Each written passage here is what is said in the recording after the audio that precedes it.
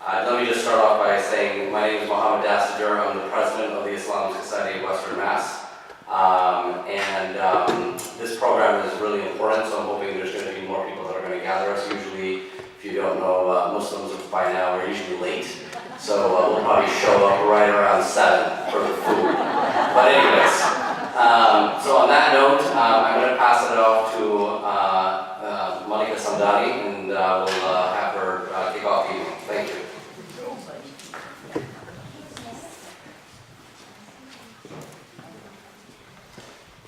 Good afternoon, everyone, and assalamu alaikum. So first of all, I'd like to say thank you to the Islamic Society of Western Massachusetts for hosting us for our event today. My name is Mehlaqa Samdani. I'm the Director of Critical Connections, an organization here in the Valley that puts together events on issues related to Muslim communities and other minority groups. We do so in partnership with the Karuna Center for Peacebuilding, an international peacebuilding organization in Amherst. And the program manager, Rachel Mason, is right here with us, and she'll sort of talk about their work with Combatants for Peace. Right? Yes, I just wanted to also reiterate my appreciation for the Islamic Center for hosting us today, and of course to Shai and Osama for coming all this way to speak with us. I, as Mehlaqa said, I'm the program manager at the Karuna Center for Peacebuilding, which is based in Amherst. Karuna Center started working with Combatants for Peace about 5 years ago, doing some strategic development, hosting some trainings, co-facilitating with Stella, who is sitting here, in Jordan, in Cyprus, doing work on nonviolence. And what I have heard from Paula Green, who was over there last summer, is that our work is barely needed there. The Combatants for Peace have formed such strong, amazing relationships on their own that it's something unlike any other place that Paula has worked, and she's worked in many places around the world. So we are delighted to have them here as an example of what can really happen when people come together and are dedicated to building those relationships. Thank you, Rachel. So our event today is, as you all know and are aware, is happening at a time of increasing tensions in the region, in Israel and Palestine. Over the past 4 weeks, we've had protesters demonstrating in Gaza, and 39 people have been killed. So in the context of structural inequality, in the context of direct violence and oppression, what is the place of nonviolence resistance? What compels ordinary people, former enemies, former combatants, to give up their arms and engage in a non-violent struggle to advance justice and peace and security for all peoples living in Israel and Palestine? To help us understand this phenomenon, we are very fortunate to be joined by 2 incredible activists, Shai, who's an Israeli, and Osama, a Palestinian, who will share their personal journeys of transformation, and we'll also talk about their incredible work that they do on the ground. To introduce our speakers and also the program today, it is my distinct pleasure to invite Beth Schumann, who's the Executive Director of American Friends of Combatants for Peace, and she will take it from here. Welcome, Beth. Thank you. Hi, can you hear me? Welcome everybody, thank you so much for coming. So I'm going to introduce the organization of it and then our program. So in the year 2005, there was a group of Israeli soldiers, many of whom were officers and platoon commanders, and they signed a document called Courage to Refuse, saying they just got back from the West Bank and Gaza and they weren't going to go back. That what they had seen and done there wasn't right, and they weren't going to participate in the violence any longer. And a group of Palestinians who had just gotten out of jail, some of whom for violence, they reached out. They were looking for partners on the other side, and they saw this letter. So the 2 groups met, about 5 on each side, in Beit Java. And for a year, they had secret meetings. And they they shared stories, they built trust, and in the year 2006, they jointly launched the organization Combatants for Peace. And Combatants for Peace has grown from 10 guys in a room in secret meetings in the West Bank to an organization with hundreds of activists who are doing work all over Israel and Palestine. And our largest program is the Joint Memorial Day, which happened last Tuesday, and 8,000 people came. And then thousands more tuned in online to watch the ceremony. So from 10 guys in a secret room to hundreds of activists and thousands of supporters, and tens of thousands of supporters worldwide. And thanks to Selma, who's here tonight, we've also been nominated for the Nobel Peace Prize twice. And the clip that we're going to show you is from the film Disturbing the Peace, which is an award-winning documentary film about the movement's founders, documenting their stories and their transformation from people who partook in the violence to nonviolent activists and human rights activists. And so the movement stands today, and also in 2006, on 3 fundamental pillars. The first is a deep commitment to nonviolence. This is nonviolence through and through. So we do nonviolence action trainings, nonviolent communication trainings. Every activist who joins the movement needs to go through a nonviolence training when they first start. And we use creativity in our programming to ensure that our programs remain and stay nonviolent. So we were doing, last year we did every month a Freedom March along the separation wall. And the activists would bring these 20-foot tall puppets. And you think to yourself at first, why are we bringing puppets? Like, this is a demonstration. Why do you have a giant puppet? It seems almost juvenile. But when you think about what it does and what it represents, you're taking a demonstration which could so easily turn violent, especially in the current climate, and you're bringing a giant dove that's 20 foot tall and 30 feet long, and it totally shifts the energy of what's taking place at that event. So using tools such as that and other creative means to ensure the integrity of nonviolence throughout everything they do. The second pillar is cooperation. And it goes deeper than cooperation. It's also a commitment to equality. So in a society that is deeply unequal between the two sides, when there is distinct privilege, and when one side is living under one set of laws and the other is living under military occupation, with a completely different set of laws and no right to vote, how do we create within that a microcosm that models an egalitarian system, which is very difficult and certainly not perfect. But the way we respond to that is we have 2 directors, one Palestinian and one Israeli, 2 field coordinators, one Palestinian and one Israeli. The movement is based on grassroots regional groups. We have 10 grassroots groups. Each one is co-led. And each group, there's a concerted effort to make sure that it's half and half of each population, and that there isn't any sort of domination, and that everything is collaborated on, everything is a joint decision. Every shekel that's spent in the movement is a joint decision between the 2 sides. Even to the point where the posts on Facebook is always a discussion of a collaborative effort. And then the third is ending the occupation, the third pillar. And this is, I feel like this touches the essence of Combatants, which is that we're not just a dialogue group. Dialogue certainly is important. Bringing people together certainly is important. We have to talk.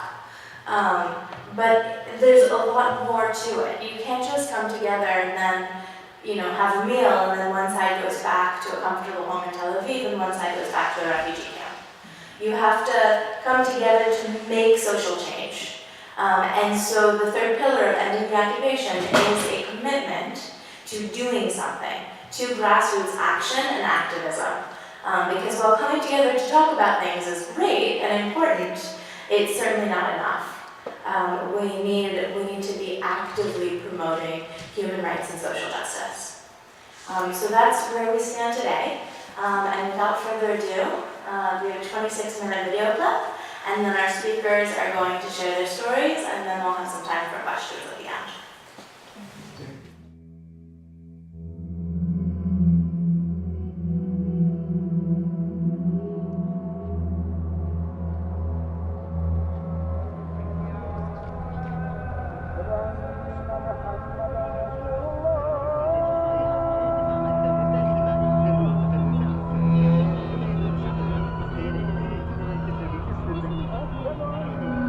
One day, one of the people in the refusal group called me saying, there's a bunch of Palestinians in Beit Jala. They heard about the whole refusal movement and they are interested in meeting us.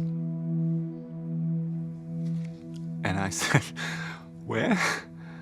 He said, in Beit Jala, it's near Jerusalem. And I was thinking, that place is probably full of Arabs, right? We are refusing to serve in the occupied territories, but when somebody is organizing a meeting with Palestinians, that's the first thing that comes to my mind, that who is going to be responsible for our security.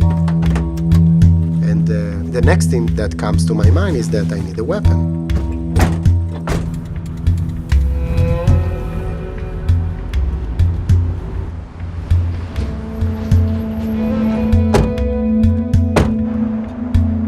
أكثر خايف إنه قد يكون في مصيدة يعني هون اختطاف أو اعتقال أو قتل أو أي شيء. We get there and there's one Palestinian saying, look, there's going to be a wedding here soon. So just cross over to the other side and there are cars waiting for you.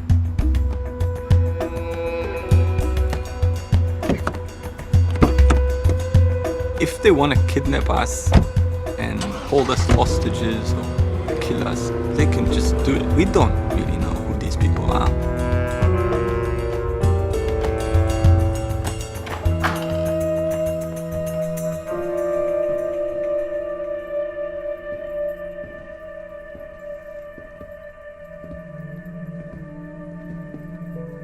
كنت بطلع على وجوههم بسأل نفسي مين اللي قتل أصدقائي.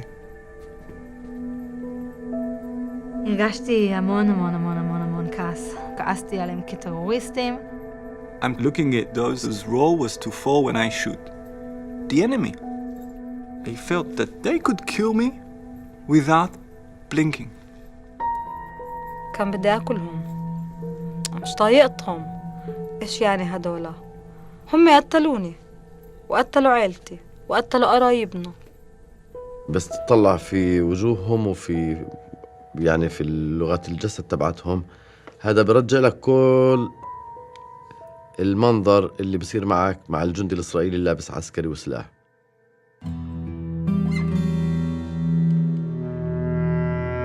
The first step for healing and the first step to build trust is to confess. قررنا نتبادل القصة الشخصية، ولكن كيف ممكن أثق فيهم وأحكي لهم إيش عملت؟ Would I say the name of the village where I demolished the house? Somebody here in the room might be from that village, and then he or she will say, "You've demolished my sister's house," or "I was living there." لما بحكي إني أنا يعني هجمت على 2 إسرائيليين، راح أشوف بعيونهم للإسرائيل جالسين يعني نوع من التوتر.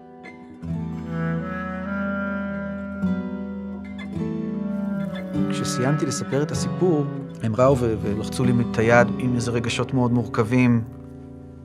אבל באמת ניסיון לומר לי, לא קל לנו, אבל טוב שאתה איתנו. אני מאוד הופתעתי. We find that we actually have something in common. That willingness to kill people you don't know. When we finished basic training, I was sent to the West Bank. All the occupied territories were under curfew, so obviously at night nobody is allowed to be outside.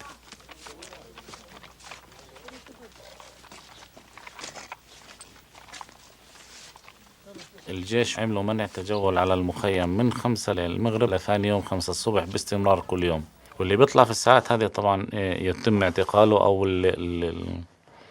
الإيذاء له.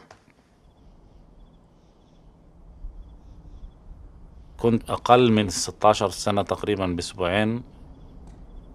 ناصر أخوي كان أصغر مني، اللي هو كان تقريبا عمره 14 سنة. طلع من البيت تبعنا لبيت عمي اللي هو تقريبا 50 متر من البيت تبعنا. بالطريق اتفاجأ في الجيش، لما شاف الجيش خاف وشرد.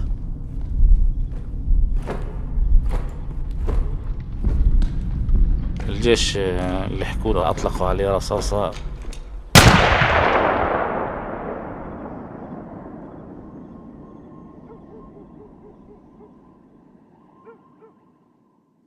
واستشهد طبعا.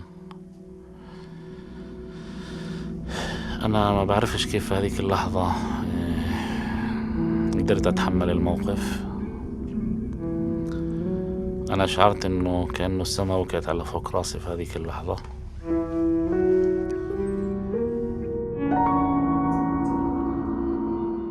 My story begins with my grandfather. My father's father. He was born in Poland. He was the crazy Zionist of the family. And that's the reason he left Poland in the mid-30s of the 20th century. He left his family and immigrated to Palestine.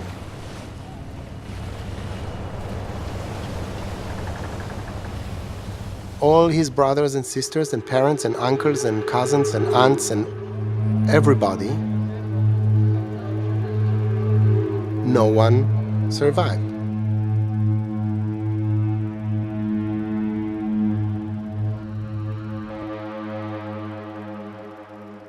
Zionism actually saved my grandfather, and that's the reason that we have a family now.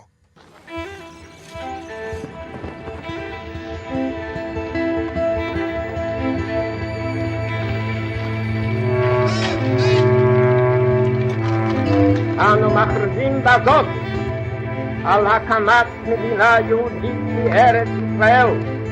היא מדינת ישראל. Israel is really the only shelter in which Jewish people can live in security and not to be slaughtered, not to be massacred by the others.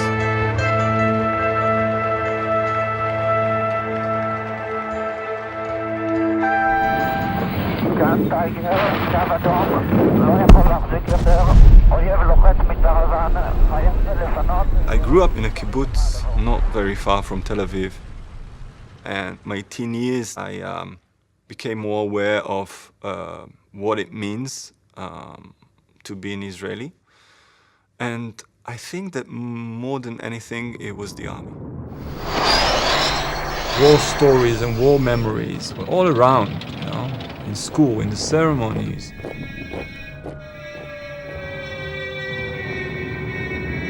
My uncle died in the war. I never got to know him, but it was, you know, in the family.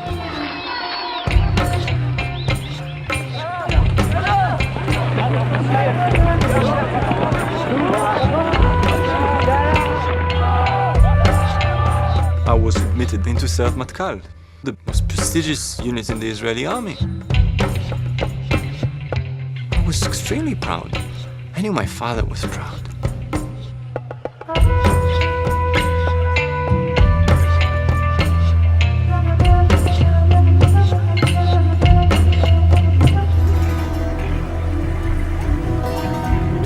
في كل مرة لما كانوا يهدوا بيت في سلوان كانت تنزل قوات من الجيش ومن الشرطة على أساس تحمي الجرافة أو البلدوزر اللي بده يهد البيت.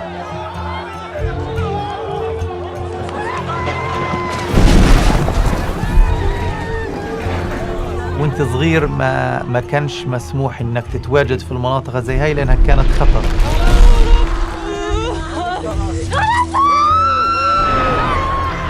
فكنا نشوف الشغلات هاي اذا كنا على ظهر سطوح او على ظهر شي برندة، انك تشوف المناظر هاي وتتألم معاها. كانت غضب شديد على الشارع. In Israel, there were more clashes during the night in the occupied territory between troops and Palestinian demonstrators.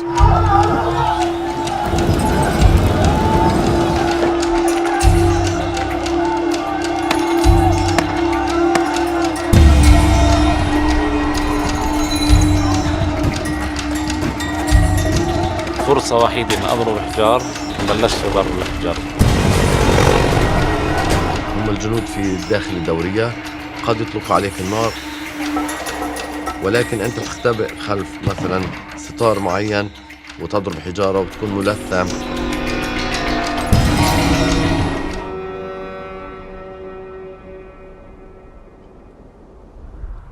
مع الوقت ما كانش بكفيني إنه بس أضرب حجار، أتدرب على المولوتوف. فكنت أنا بدي يكون عندي طريقة للوصول إلى الأسلحة يعني.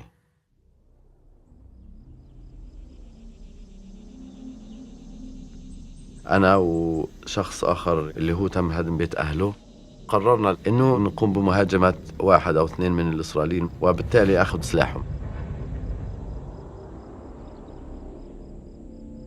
ما كان عندي مخطط تفصيلي إيش بده يصير يعني أنت قد تقتل يعني أو تقتل. كنت واقف خلف أحد 2 الإسرائيليين هدول وطعنت. فأنت تصبح كأنك في مسرحية أنت بتتفرج عليها. هاي المعركة انتهت وهربنا من المكان.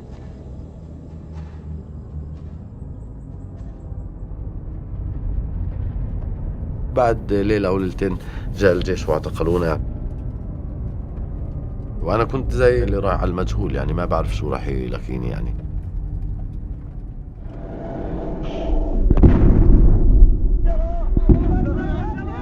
بلش الشهداء واحد ورا التاني واحد ورا التاني، كل يوم شهداء أطفال.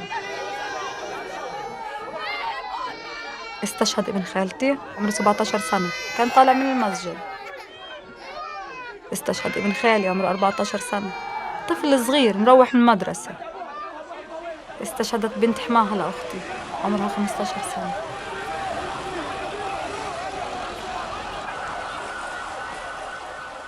بيوم روحت بنتي من المدرسة بتصرخ وبتعيط، شافت طفل صغير عندهم بالمدرسة استشهدت قدامها. كانت تفيق تصرخ كل يوم.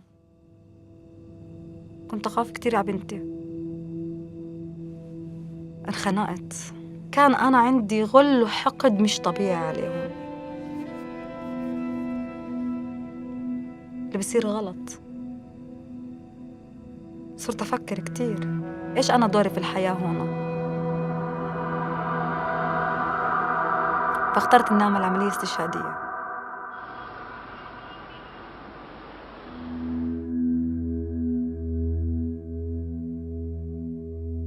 كنت في أحد الغرف اللي كانوا فيها أسرى كلهم مضوا 10 سنوات فما فوق يعني في المشاركة في العمل ضد الاحتلال.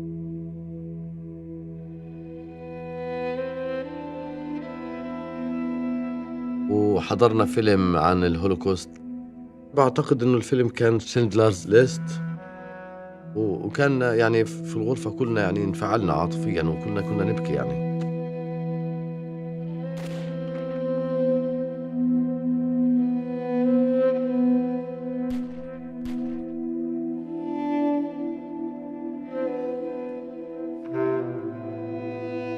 وهذا وضع معقد لأنه إحنا بنحكي عن آباء وأجداد الإسرائيليين اللي هو الشرطي السجان الإسرائيلي، وإحنا حسينا بتعاطف وتضامن هائل مع هدول الناس.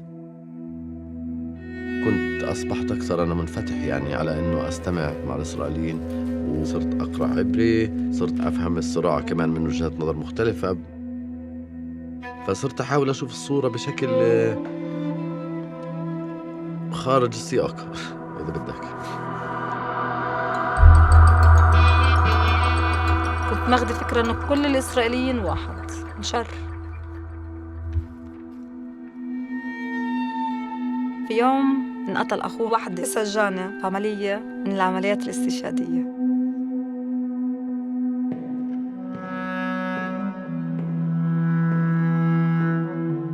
فإحنا توقعنا إنها بعد معاناتي أنا ترد علينا بطريقة وحشية. هي السجانة كانت تقول صدقيني أنا مش زعلانة، أنا ضد أي عنف، زي ما أنتوا بموت منكم إحنا بموت منا، دم بيجيب دم، أنا نفسي أعيش بسلام.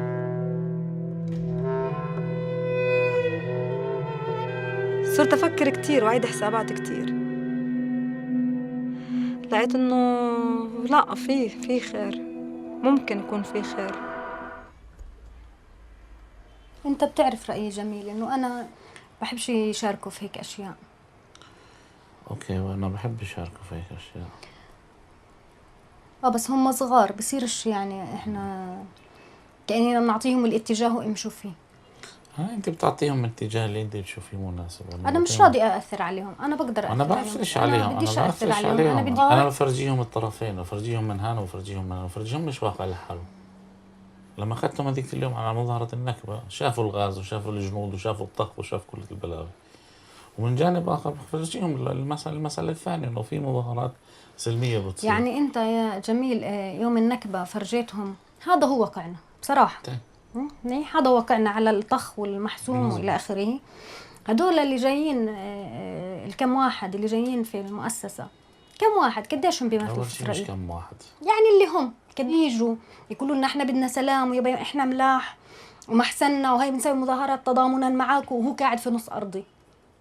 يعني احنا يا جميل بالضبط زي اللي اجوا على دارنا واخذوها واعطونا الحمام نعيش فيه وبشروطهم اخرى عايشين في الحمام، وبعدين بيجوا بيقولوا لنا تعالوا بدنا نسوي معكم سلام. لا، المسألة مش مسألة زين. هذول الناس أول شيء رافضين الخدمة في الجيش الإسرائيلي، كل فعالياتهم في الضفة الغربية ضد المستوطنات، ضد الجدار، كل الأمور اللي بتسويها. بتوقعش إنهم كمان بتوقعش إنهم كم مستوطنة وقفوها. اسمعي، ما وقفوش ولا مستوطنة. محمود عباس بحاله ما قدرش يوقف مستوطنة. بس على القليل الناس بيحاولوا. عندهم قوة يا جميل مش طبيعي. بده يجي كم واحد من المقاتلين من أجل السلام رفضوا الخدمة يغيروها. بغيروها. إذا أنت قريتي عن نيلسون مانديلا شخص لحاله غير دولة وكان كل الدين وغير كل النظام، وانت بتعرف انه شخص لحاله. كل شخص لحاله كيف قدر يسوي هيك؟ كيف قدر؟ وغاندي شو سوى؟ كل هذول الناس شو سووا؟ كله مضي على وقت بس. فاطمة، عشان يتحسن وضعنا ووضع أولادي وأولاد أولادي لازم الأمور تمشي بهالطريق هذا. بتوقع ان احنا ماشيين في انتفاضات ثنتين، في الانتفاضة الأولى والانتفاضة الثانية، وعمال الشعب الفلسطيني وكل انجازاته بترجع لورا مش تتقدم لقدام. ما هم في الاخير شو بيفكروا جميل؟ بدهم يسووا دولتين، دولة إسرائيلية على أرض فلسطينية. طيب أو إحنا قديش بدنا ناخذ من هاي الدولة من الأرض الفلسطينية؟ 22. خلص يعني الأمور بتجاوب حالها يعني. بتجاوب حالها. يعني من وين أنت يا جميل انتكلت من شاب طول عمرك في السجون وبتناضل ضد الاحتلال وإلى آخره وأخوك شهيد وأمك الله يرحمها كانت يعني من الستات اللي معروفين في نضالها، للجانب اللي يعني الآخر تماما. يعني أنا هذا إشي بيستفزني. أنا مارست الانتفاضة الأولى يعني ما خليش خليش إشي. في ناس يا جميل سووا أكتر منك وما زالوا بيسووا وما يأسوش، بس مش شايف وما حطوا إيدهم في إيدين الإسرائيليين. ما اختلفناش، بس يعني مش شايف إنه سووا تغيير. ما سووش تغيير، ما سووا تغيير. بس النضال إذا كان نضال يعني بعرفش يا جميل، عيلتي بكت ليل نهار تضلت كلك ما بضيع حق ورا مطالب، صح ولا لا؟ مزبوط. وأنا ويمكن لك إن أنا مضيع حقي. إذا أنا بسكت وبسويش ولا شيء معناته أنا بكون مضيع حقي.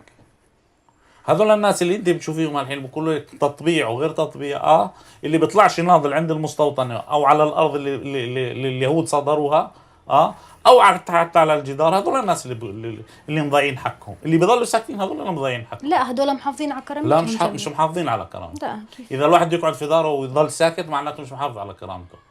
بس وانتو ايش رايك؟ بدك تروحي مع البابا؟ إذا داني بتروح أنا برا. الله أكبر الله أكبر.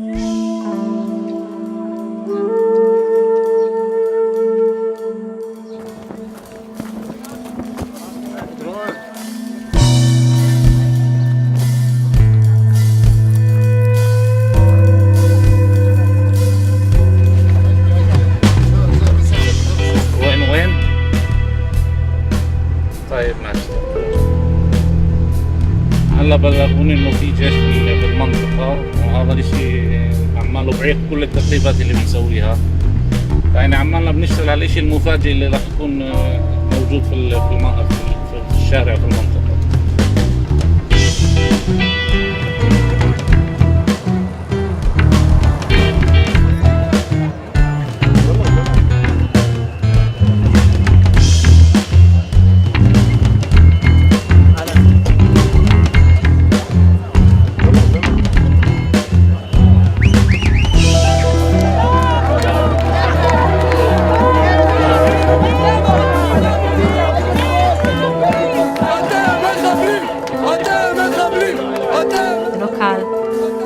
שאתה נתפס כבוגד בעיני הרבה אנשים שכן חשוב לך מהם, במשפחה שלך או כמו חברים וחברות שלך.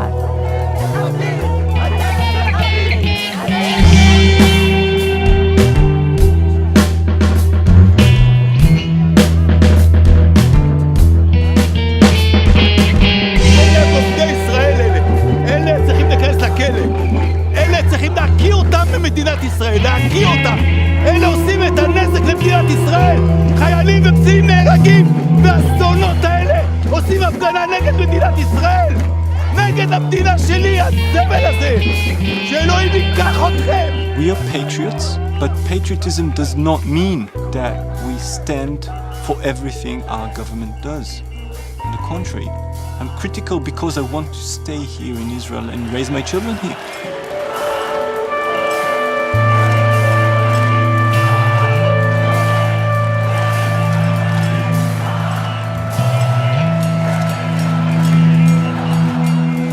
קוראים לי סימן ח'טיב, אני באתי מרמאללה ואני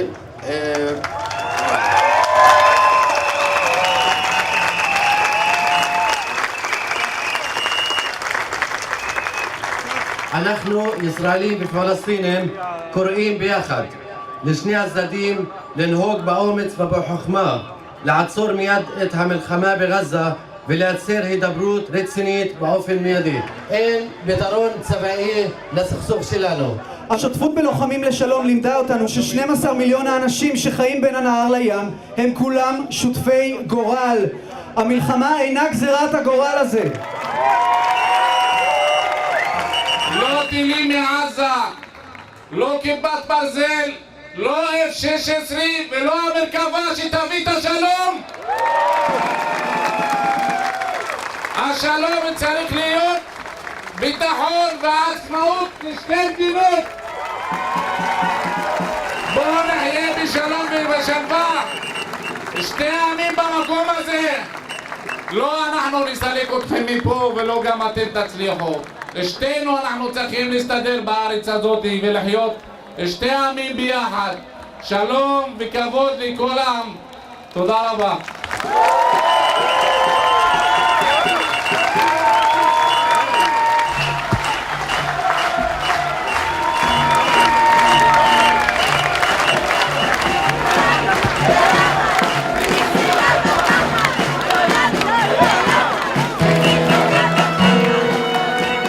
We see it as a long-distance run, and we will continue to go on with it.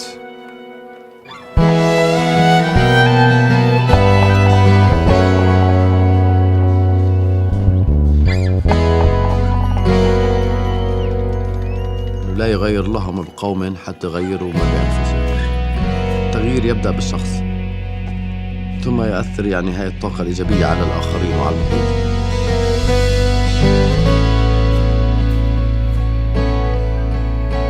אנחנו מצליחים ביחד לקחת את הטרנספורמציה הזאת מהסיפור האישי ולהפוך אותה לטרנספורמציה של קהילה גדולה. I think that we are an example of how these two people can live together, can create together, can disagree together. We are proof that it's doable. ما تردوا على قادتكم، انتوا تحدوهم واخلقوا السلام بإيديكم، سواء كان فلسطيني أو إسرائيلي. انتوا اخلقوا السلام غصب عنكم. أنا بفقدش الأمل في فكرة إن السلام، إنه ما في حل غير السلام، ما في طريق ثاني غير السلام. Because it is people who make wars, it is people who can stop wars from happening. It's not the weather. We make it happen. And it is us that can put an end to it.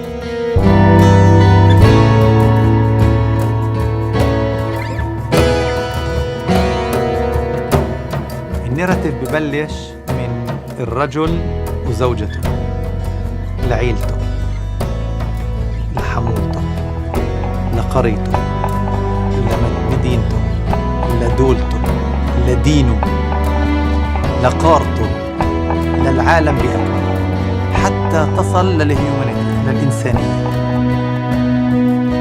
ولما نصل للنيراتيف للهيومانيتي صدقني إنه راح تكون قضيتنا تحل بلمح البصر.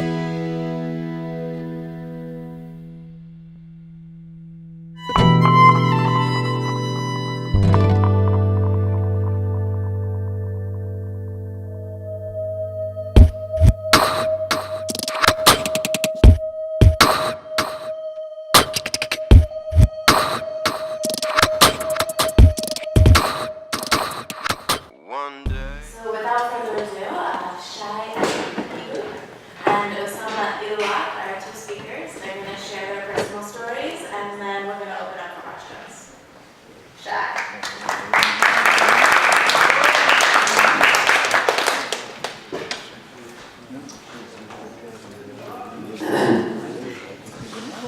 Hello everybody. So my name is Shai and I'm 27 years old. Like each lecture I told you that if something is not clear, so feel comfortable to ask me, and if I need to clear something, I clear. So today I'm here to tell you how I get to the activity in Combatants for Peace, and I think the life experience, me and the life experience of Osama, and what we try to show this short movie, it's the life experience that leads us, each person with his story, to the activity in the movement. So I born in Jerusalem. I live there. I grew up there, and I lived there, and I grew up under the Second Intifada, which is very important because the life as a kid under the Second Intifada is very hard because there is a terror attacks in your city, in the middle of the city, and in the main markets, and in the buses, and as a kid you see that people from your Israel, people killing on the street, and it's very hard for parents. I see today and the sister and with my nephew to explain the situation for little children. So I think most of the parents just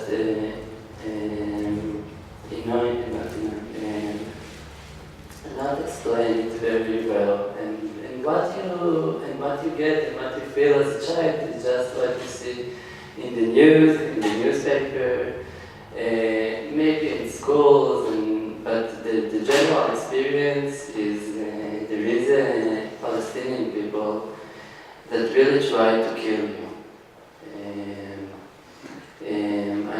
I remember one day that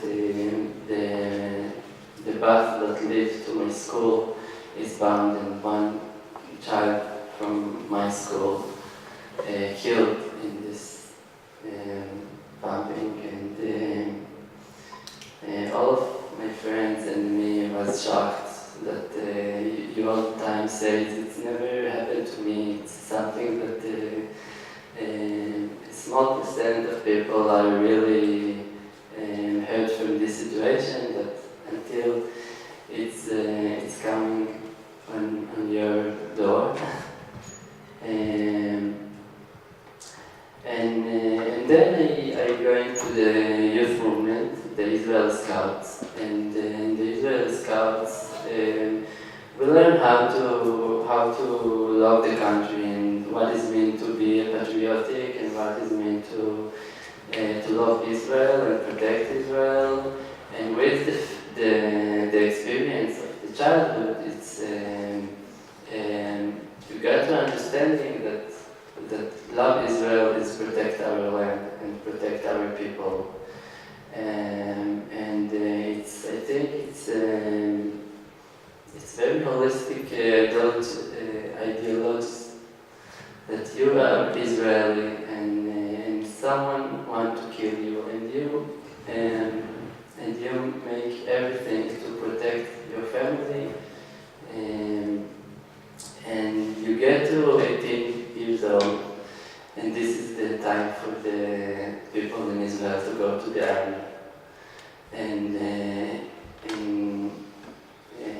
how I tell you, it's you feel that like this is your role now to protect our land, and if a lot of people died until now, so now it's not your turn to die, but it's your turn to make everything to protect your borders. And with this fear and with the experience from the childhood, I want to go to a special unit in the army. And when I go to the unit that's called Mehlaqa, which is a very prestige unit, and all my friends was very proud of me, and my parents also. And as I told you, I think that in 18 years old, the meaning of love Israel is to go to a special unit in the army.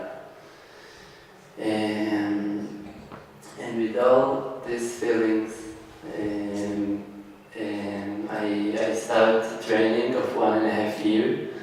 The training included a lot of training and a lot of courses and many kind of guns and counter-terror courses and all the training that Israeli made to the soldier. And then I arrived to the first line, or the first. I arrived to Gaza with 19, and it was before 6 years before now. Yeah.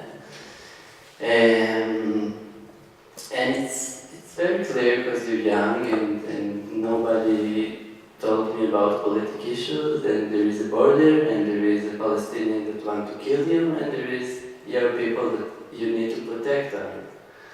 And this is the big frame that all the mission and all the order are giving.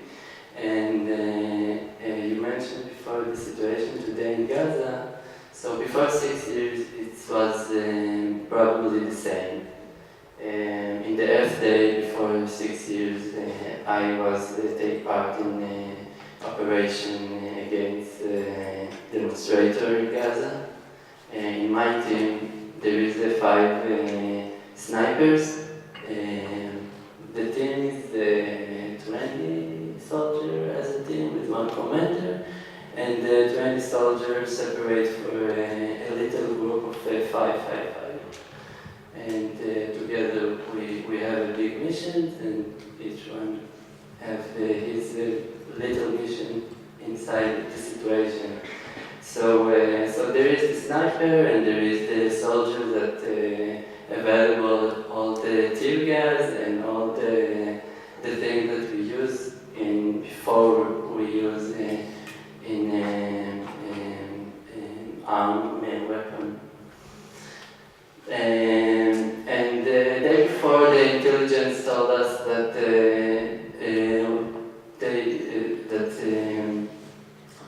will be a demonstration there, and the people trying to move to the fence and maybe enter to Israel. And for us, it's a war demonstration, enter to Israel. So maybe the terrorists that want to enter Israel and kill us, and this is the situation that we as soldiers see in front of our eyes. In the end, we return after this mission to the base, and we see at the newspaper that one of the demonstrators in this situation killed, and 3 Palestinians cutting their legs. And I remember that it was the situation very complicated, because in one hand you need to prepare the other mission, and there is no time to think about the influence of your missions, of your activities, of your operations. You all the time go to operation and return to the base, sleep, eat something, and then go to another operation. And from all of my friends, it's kind of it was special, because not specially, but everybody stopped and think was someone dead. But we move on very fast, because we have missions to do, and we have country to protect on. But I remember for me personally that this experience very influenced me, and I thought about the families in Gaza a lot of time after. And after 3 months, we moved from Gaza to the West Bank. And in the West Bank, I served in the South Hebron Hills, which is an area that not finished to build before 6 years, not finished to build the fence, and there is a place that Palestinians came to enter to Israel without checkpoint or without something searching him. So it's point that a lot of Palestinians that want to get work in Israel, they need to get permits from the government, and a lot of them didn't get. And from this point, they didn't get. They tried to sneak to Israel in an illegal way. It's illegal because they didn't get a permit. And for us, for the soldier, the mission was to avoid from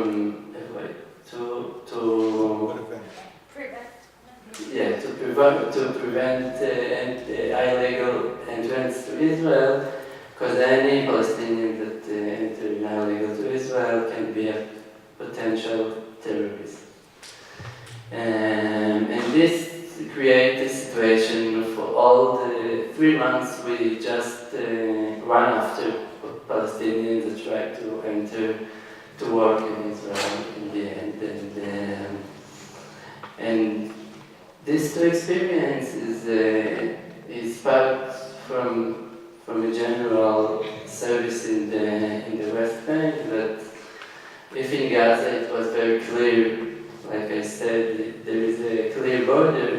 In the West Bank, Israeli settlers live very close to Palestinian villages, and there is a set of rules that the police Israeli first on the settlers, and another different set of rules of Palestinians that I'm as a soldier first, and each law system gives you another defendant.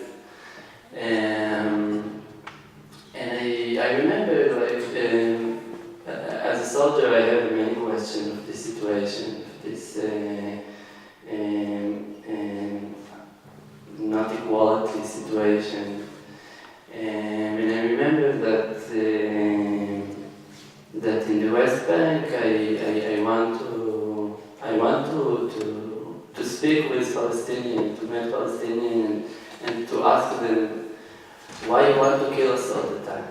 This was my question, because this is what my point of view, and in this way I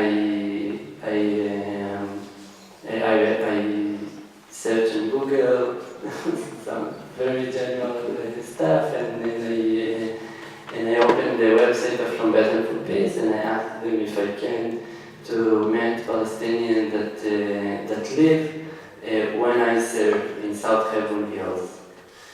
And it was when, in the time that I served, and I met a Palestinian called Nasser. He lived in a Susia village in South Hebron, and he told me all his story. And this is the first time that I heard the other narrative and the influence about my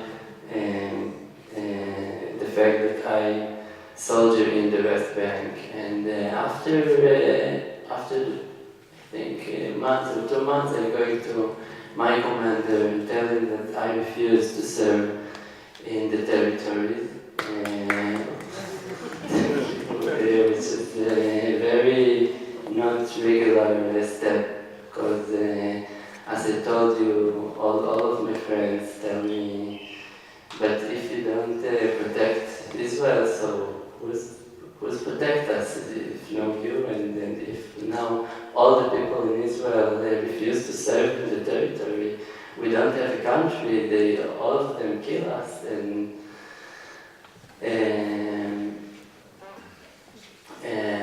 in this way, I find, in this way, with this motivation to meet Palestinians, I take part in activities of Combatants for Peace, like you see. We made a lot of demonstration and a lot of meeting, and there I met the people that used to be my enemies, and the people that in the other time, in other situation, we used to kill each other, and it's something not regular, not natural. It's very nervous when you start to look in the eyes of the people that all your life you grow up on the feeling that they hate you. For example, in my neighborhood of Jerusalem, there is very close to my house, there is our village that's called Zoubacher, and the only thing I remember as a child on this village is that if you're going lost in your neighborhood, someone from Zoubacher kidnap you, and this is I never met any Palestinian children, and I never imagined that they live just like me. It's all the issue. We live separate in all the things that's the same. Separate school, separate Iran, separate fear, and defense. I tell it a lot that defense is not only defense itself, it's psychological defense that many people in separate thought, and in Combatants for Peace, it's not easy when we start the meeting. You need to shut down all your fears and just hear what the other says and just open your head and all of you to other different ideas that you in the school. I never learned in the school that there is a Palestinian people. I never learned in the kindergarten that there is another people where I live, and today I'm here, and all this tour is to go Israeli and Palestinian, and to say that if the people who used to be the enemies can share the experience and can work together. Of course, our leader must to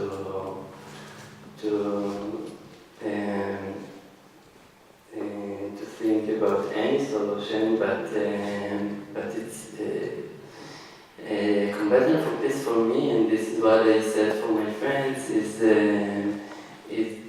a place that we can to imagine for some hours how the peace look like, because it's a lot of Palestinian and a lot of Israelis sitting each other, and no one hates no one, and we have a common language, and we succeed to do stuff each other, and it's very not a regular thing in our area that Israeli and Palestinian make things together. And it's given me hope, and I feel in the daily activity that I gave hope to a lot of people. I can tell you that when I bring with me Palestinians to meet Israel, and I feel that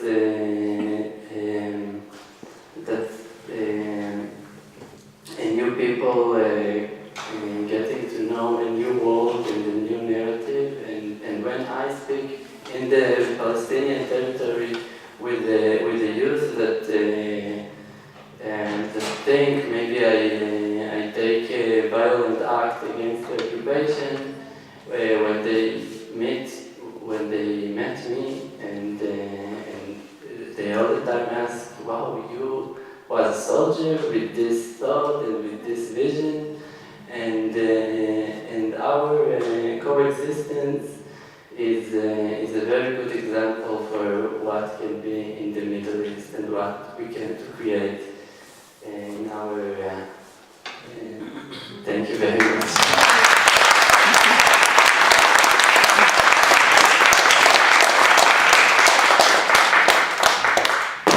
And if you're interested, since the Gaza question has already arisen, Shai wrote a wonderful article about being a soldier on the border in our protests and what that experience is. And it's on our blog, in case you're interested.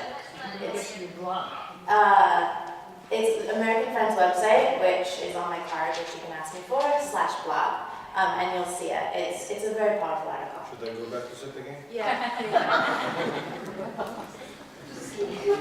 Assalamu alaikum. Okay, I'm the terrorist. So, my name is Usama Aliwat. I'm originally from a village next to the Aqsa Mosque, or next to the old city of Jerusalem called Sidwan. When I'm telling my personal story, it's important to me because the Israelis work on the Israeli youth to teach them that we are only a bunch of terrorists and we want to kill them for no reason, just because they are Jewish people, and that's the important thing to us. And any Palestinian, in their eyes, considered as enemy, and that's part of the education in Israel. So the personal story is important for me because I'm not a terrorist, and I never thought about killing people just because I want to even my religion, called Islam, which is from the word salam, and salam is one of God names in our religion. So, when I tell my personal story, I will go back to 1948. My grandfather was married to a woman from Lifta's village between Tel Aviv and Jerusalem, and he moved to live there. But after 1948 war, I call them the Zionist gangs, destroyed this village and kicked the people out of this village. So they moved to live in Samdani, which is my grandfather's family village. And in 1967, all of my family ran away to Jordan. The only one who succeeded to came back was my grandfather with his 12 kids. He sneaked back by the borders and he succeeded to reach Jerusalem. But the rest, they are not allowed until today to go back. I grew up in Jerusalem. When I was 10 years old, my father moved to work outside Jerusalem for a few years. And we went to Jericho. We lived there during the winter because in Jericho in the winter it's warmer than Jerusalem. And Israel create law in order to transfer as much as they can Palestinians from East Jerusalem, that any Palestinian lived outside the border of Jerusalem municipality more than 3 years, he's gonna lose his residency, which is not citizenship. So my father lost it, and they kicked us out of Jerusalem. I went to Jericho when I was 11 years old. My first encounter with Jewish people was when I was riding my bike to my school in Jericho during the first Intifada period. Soldiers was standing in front of my school and they hitched me to stop. One of them jumped off of his jeep. He was full armed, from of 12 years old boy. He started to talk to me in a strange language, which I don't understand. And I didn't understand him, I was just terrified. He came to me and he took my backpack, he opened it and threw everything on the floor, and he was checking if I have a tank inside my backpack. For me, that was the first image for Jewish people, because these soldiers, when I went back to my home, crying to my mother and asked her who are these people, she said they are the Jews. So that's how I start to know the Jewish people. Every day they standing on the next building in front of my school. If one of the students throws stone to their direction, even if this stone never reached them, they target the school with hundreds of tear gas canisters, and we go back running home. 2 of my childhood friends were shot. One of them was killed, his name was Uthman. I lived this period with a lot of fears from these soldiers. I used to hear the bullets during the nights outside. They was shooting at the people who demonstrate outside, even in the middle of the night. After the demonstrations, they used to come and knock the doors and enter to the houses at 1, 2 a.m. to take everyone over 16 years old to clean and sweep the streets. And if he refused, he will be beaten and arrested. I lived under curfew for months and days without food in the house. Once I jumped from garden to garden to bring some rice to my family. My father didn't know that and he was mad at me because I have done this, but I couldn't see my sister starving anymore.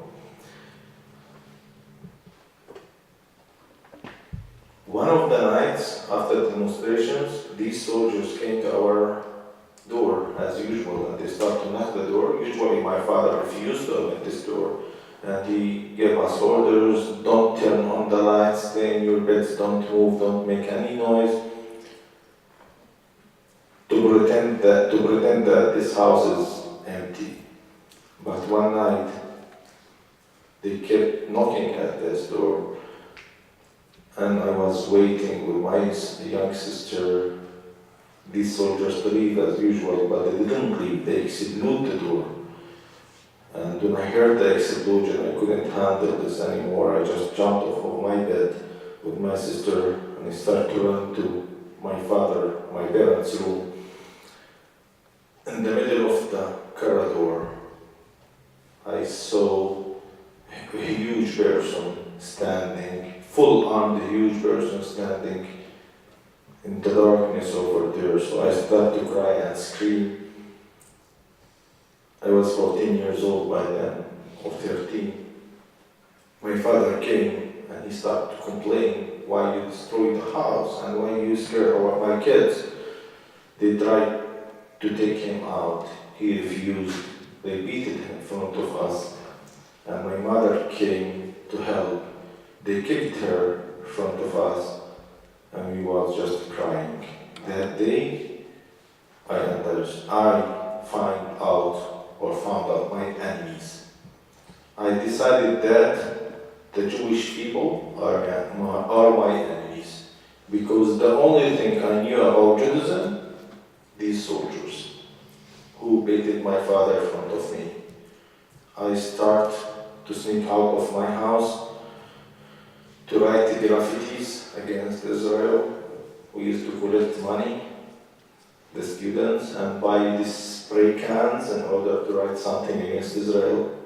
And we used to make a Palestinian or create a Palestinian flags, take some pieces of clothes to create a Palestinian flag because it was illegal to have a Palestinian flag by then and to hang it on the columns or electricity lines or high trees. One of the nights I climbed, my mission was to climb the highest tree in the neighborhood to put the Palestinian flag on the top. And the army came when I was on the top, so they catch me like a bird. They took me, they just cover my eyes and put, what they call it, on my hands. Cuffs. Cuffs, yeah. They put cuffs on my hands and they took me to the unknown. Somewhere, they put me somewhere in a small room where I didn't see anything. The only thing that helped me, I had a small watch with a small light on it, so I could light it and see where I am. I was afraid and terrified, and then they took me to somewhere else. They drove a long time until we reached this place, and they said, you can enter here. I went, and the first one I saw was a Palestinian prisoner. He came to me and he told me, where are you from? And I told him, and he asked me if I have been in court or I have seen a judge. I said no. He told me that I am administrative prisoner and usually it's 6 months.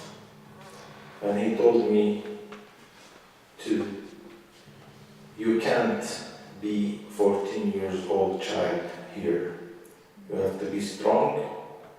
You have to show that you are strong and protect yourself.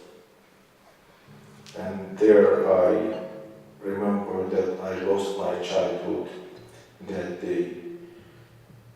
It was very difficult to be in jail among these grown-up people with all these rules waking up in the morning. It was very difficult to eat this kind of food they're giving us. It was very difficult to leave my school and my playground and to sit here in this place which I am not belong to. But I succeed to pretend as a grown-up, strong boy. I was showing off big shoulders, going around in order to be strong in front of them. And I succeeded to lie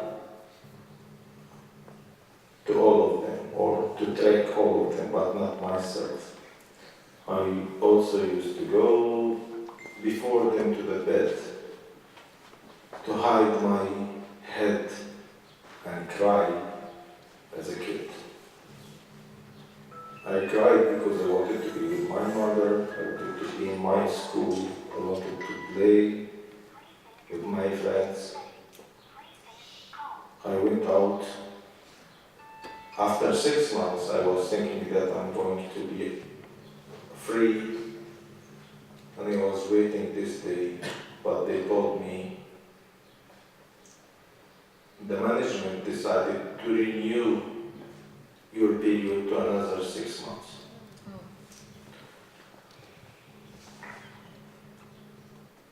I was really hurt, and I had no choice, but the only thing I decided that I can survive another 6 months here like before. It's easier now. After 3 months, they called me and they said, bring your bag, we are taking you. I said, where? No one answered me. They took me inside one of the army cars and they started to drive. Some people were with me, but I didn't see who are they. They started to drive, and they dropped them somewhere, and I was the last one. And one of the soldiers came to me and held my hand to go out of this big truck. He held me on the stairs and he said, you can go, you are free.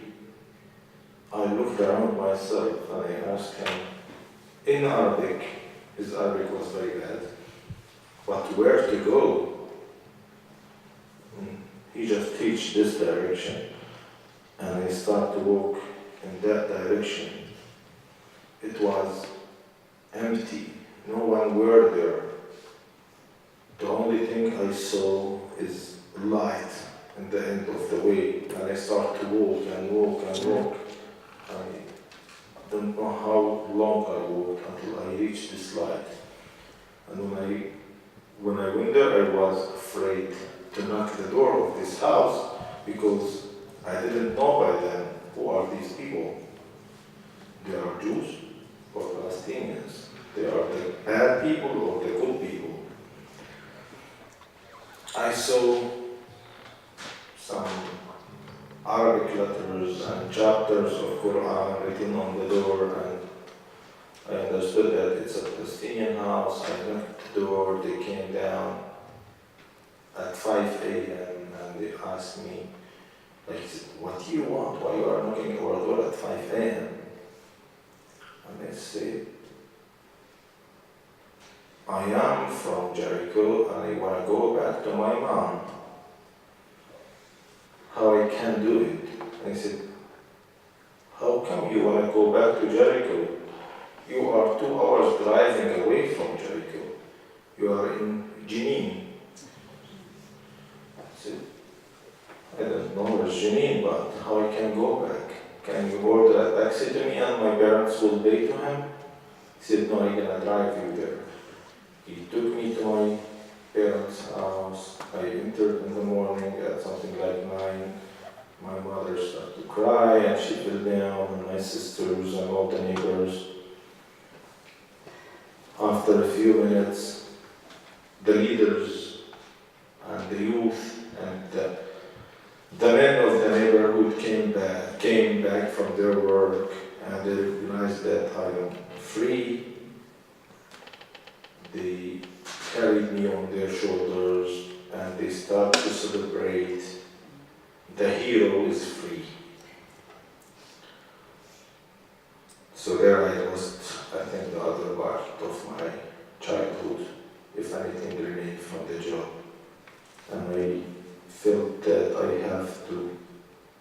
keep this name and to keep fighting.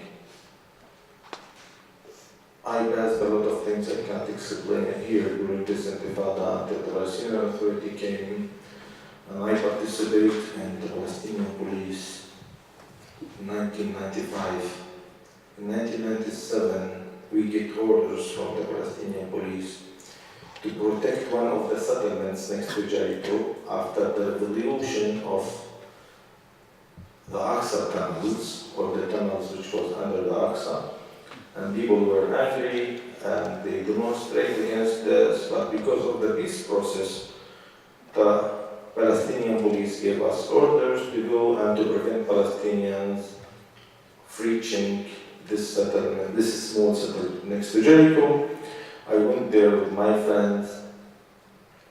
The soldiers there were surprised that the Palestinian police are coming. They start to shoot at us.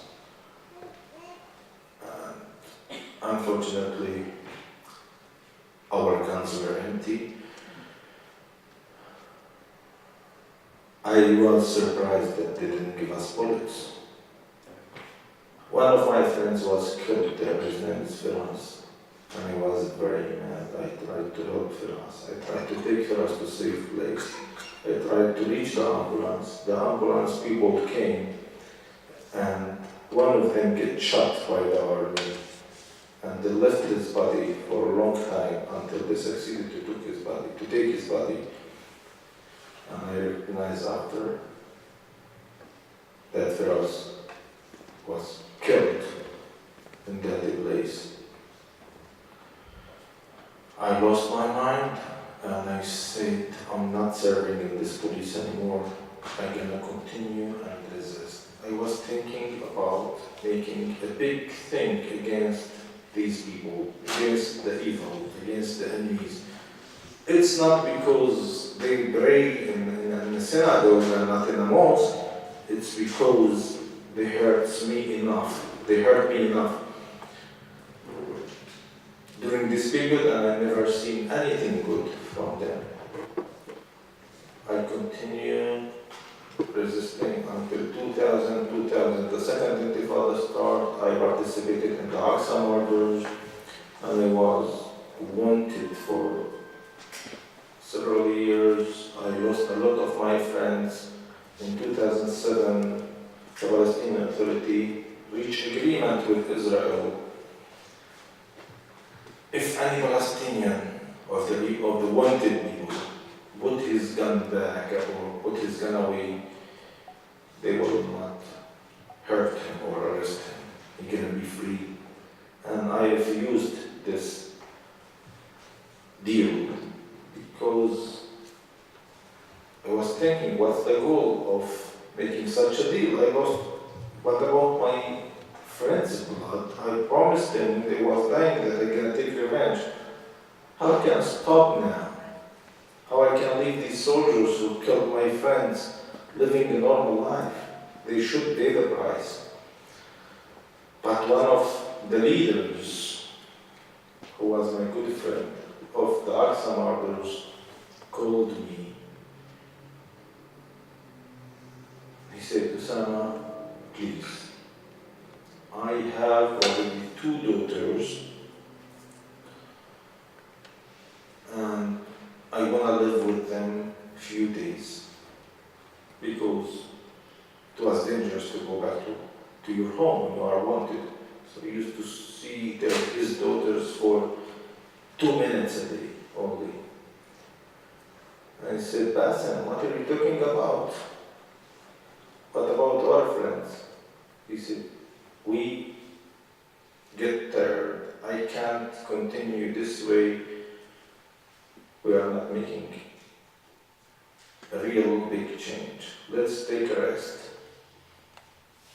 I said, okay, let's take a rest. But we have to go back and continue. And he said, for me, I'm not sure, you can decide for yourself. After 2 weeks of putting my weapon away, the Israeli army entered Nablus and killed Bassem in his house.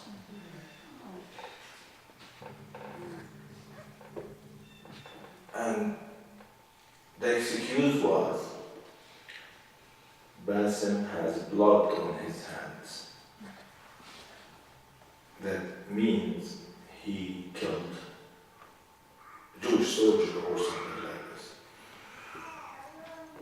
So I wanted to go back, to fight back, but the authority prevented us by then strongly, and they even arrested us in order to stop fighting. And I stepped back and I was thinking about a big attack. Whatever is the price, it was not important to me. I had nothing to lose by then. My friends were killed. The best friends, I can't go back to my university because I'm not really focusing on education now. My homeland is occupied. I don't have enough water in my house. I don't have freedom of movement. Why should I stop fighting? After 1 year, one of my friends in 2010, 2 years actually, one of my friends told me that he's going to meet international peacemakers. And I asked him, what is peacemakers are? Who are they? He said, they are peacemakers. I said, how does peace taste? Like, it's delicious. If they are peacemakers, where's the peace they are making? And I said, just come, sit with them, and see if they convince you, if you like them, you can continue. If not, you can step back and say, okay, there is nothing to lose. And I will practice my English a little bit after being a long time in mountains. I went there. When I entered to that room, I was surprised. The peacemakers are wearing yarmulkes. How come they are peacemakers? Come on, man, they are a bunch of killers. They are Yahud, Jews. How you call them peacemakers? And I left that room and I went out. It was raining and snowing in Bejala. So I came with him by his car. So I was sitting like on the other room, listening to them speaking Hebrew and translating to Arabic. It was hard to even stand them speaking Hebrew next to me until one woman stand and speak Hebrew, something in Hebrew, and someone translated her to Arabic. What she said by then is, I am a Jewish, I served in the army, I have the right to protect our people, but I don't accept what we are doing in Gaza. We are doing this with iron fists. We are killing people in their houses to reach one of Hamas leaders. We don't care about the number. We just want to reach our goals. And that's not my Judaism. I don't accept this. I was surprised. I turned my head like this and I went to there. I said, who said that? I said, she. I asked him to retranslate this again. How come there is a good Jewish person on this planet? He retranslated her. And I thanked her. And I went to hug her. And there I recognized that there is a single Jewish person, a good Jewish person on this planet, and I want to start to search, maybe there is another one. The second one I met was Israeli pilot who served in the Israeli army and refused to airstrike Gaza and go back to his army base and throw the keys of the airplane in their face and say, I'm not going to kill kids. I'm not going to airstrike surveillance people's houses. And some pilots followed him, and they make a movement called the refusal pilots. And this guy was attacked by the Israeli government, and they didn't give him work until today. His name is Jonathan Shabira. This guy changed my life. Since then I started to meet more and more Jewish people. Since then I started to say Judaism is something else. But I still don't agree with the situation. I have the right to resist because when people are not living in peace and equal on their own land, they have the right to resist. But I changed my way of resisting by talking to people and convince them that I'm not terrorist. I don't want to kill anyone, but at the same time, I don't want anyone to kill me. No one told me when I was killed that Jewish people are my enemy. The soldiers in the street told me that Jewish people are bad people. And since I started to meet the Israelis or the Jewish people who believe in my rights, who demonstrate with me against their government, who come to build with me tents after the demolition by the Israeli army, who risk their lives in order to protect our children, I changed my way.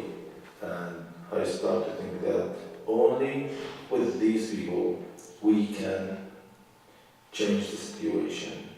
And I think these people, usually, they call them in Israel traitors and cheaters, and they danger the country. But for me, and most of the Palestinians, they are the one who protect the Israelis from us. Even though we are not equal, we don't have army, I don't have a special unit to go to like him. I throw stones. That's the only way. So I joined Combatants for Peace, and from there I start to work and make change with my Israeli Jewish friends who believe in my rights. We start to make a lot of projects like demonstrating in the streets every month against the occupation, demonstrate against building new settlements, outposts, demonstrating against the attack of the settlers to the Palestinian shepherds. We have done a lot of activities like building playgrounds to Palestinian kids where they are living on their lands, but they are not allowed to build anything over there. But if the settlers came from states, they give them the right to build, and they give them the water and the service and everything. These people are living there without water and electricity, in 50 degrees, in plastic tents, and you asking me why they don't like you. If you want to know why they don't like you, come with me and see their situation.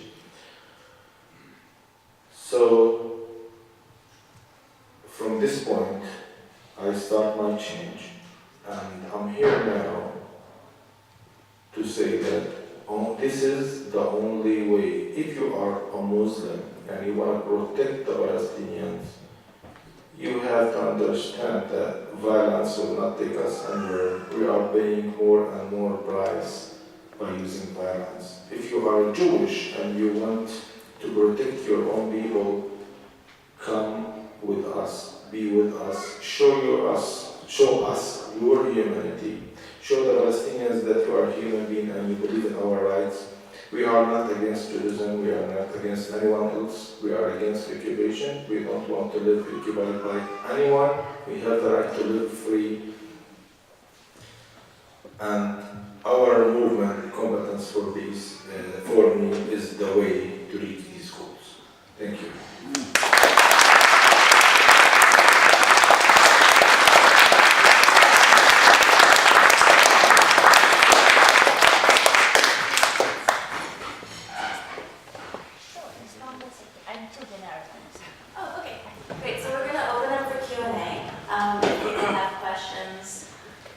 feel free.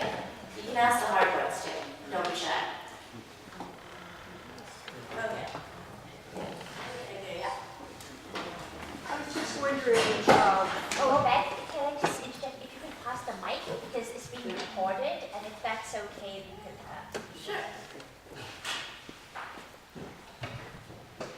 I was just wondering, what percentage do you think of the Palestinians and the Israelis think the way you do right now?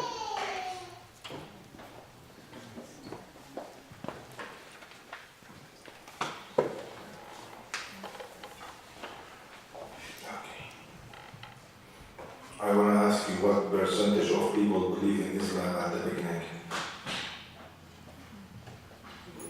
Do you have an answer? What percentage of people believe in Jesus when he came?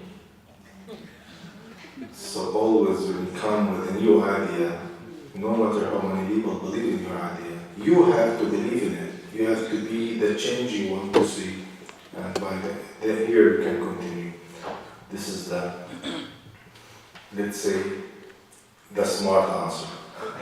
The right answer is, we have a lot of people believe in our way, but not everyone has time and courage to do these things every day. So we have people who are working with us every day from two sides. We have people who support us in our demonstrations. Our last activity, for example, the Joint Memorial Day, was 8,000 people sitting and watching Palestinians and Israelis talking about losing their own beloved, and another 10,000 people was watching us live worldwide. So, and we started with 10 people. Where was this? In Tel Aviv, 3-4 days ago. Yeah, 17th of April. Could I clarify something? I'd like to clarify something. I've been to a couple of these presentations, and there's something I'd like to clarify about their event. Historically, Israel always has a very, very big Memorial Day event. It's almost holy. And when the Combatants for Peace began to have a joint event, that is, with Jews and Palestinians, where the mention of the Palestinian Nakba was even brought into the arena simultaneously with the memorial of slain Jewish soldiers. It was so radical, it was like a shock. That's the significance of their event, and it has grown and grown and grown to the point that now the media covers it.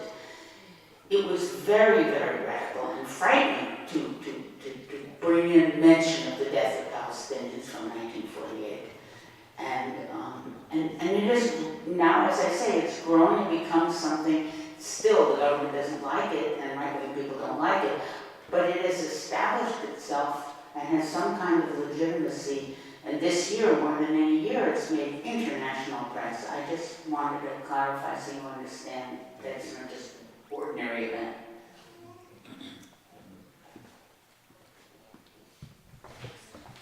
Were you going to hear the Jewish answer to that question, to her question?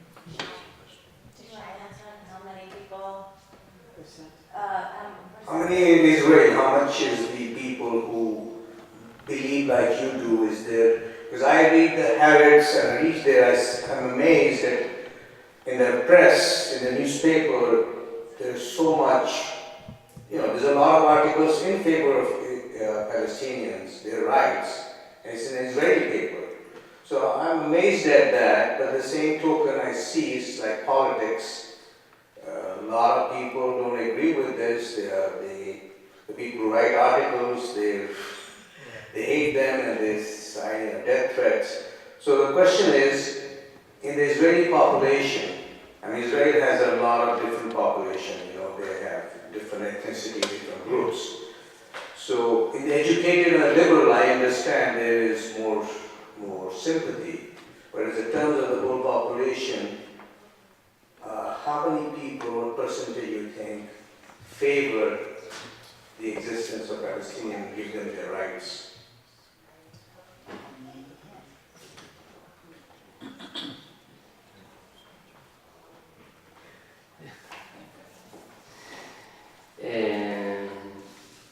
So, as a Sam told, most of the population in Israel call us as an ex-soldier that today, what? No. As an ex-soldier that today working with Palestinian, many people call us traitors, and that you trade in your country and you don't love Israel and you don't support Israel and go to live in Gaza, and if you so love the Palestinians, so give up on your ID, the Israeli ID, and go to live with them. And it's a very hard feeling, but I think this is the importance of combating for peace in the Israeli reality, because I think we are not the only, but one of the very majority of movement that by daily routine meets Palestinian and Israeli, and it's not only meetings, but for youth people and for children, it's very important, this meeting, because for one of the most big projects, it's to meet youth, Israeli youth with Palestinians and with the other narrative. And as you can understand from my story, that I willing to meet a Palestinian just after my violent experience in the army. So it's very important that people just see each other and hear another experience. We live very, very close to each other, and we have so much gap between the experience of me and Osama, and Jericho is 1 hour from Jerusalem, and 30 minutes. And in our experience from the same area is so different, so people start to meet each other, and this is who is coming is start to think in another way. This is the answer.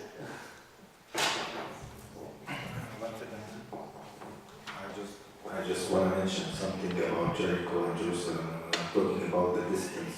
For him, it's 30 minutes. For me, because I have two baths, I don't know if checkpoints, it's at least 2 hours. So it's different.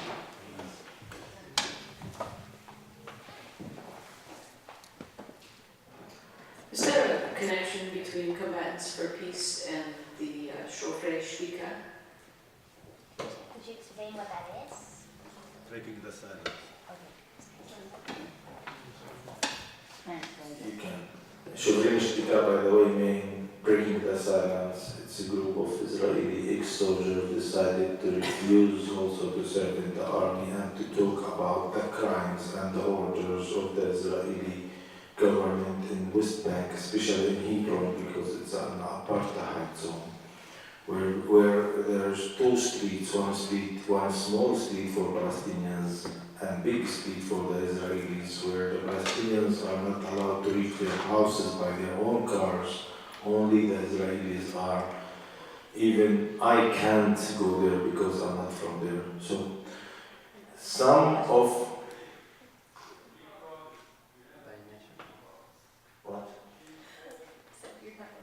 Okay, some of our Combatants for Peace activities are taking part in breaking the silence, and they are, because they are ex-soldiers, so they also work with breaking the silence like me.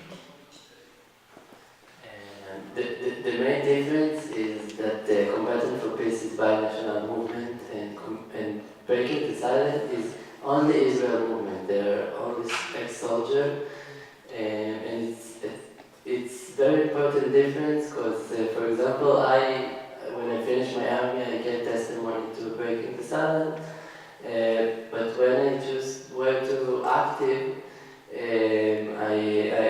I get to understanding that I need to talk every day with Palestinian, to active every day with Palestinian, because I need to make the enemy to my friends. And this is, I think, what we need in Combatants for Peace. And the Breaking the Silence is very important to see what the result of occupation.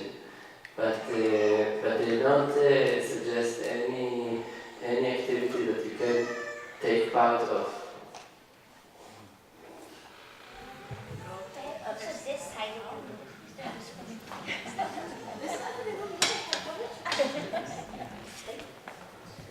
Thank you. Oh, thank you both for speaking. Usama, I don't know as much about what the results must have been for you to make these choices with your family and your community.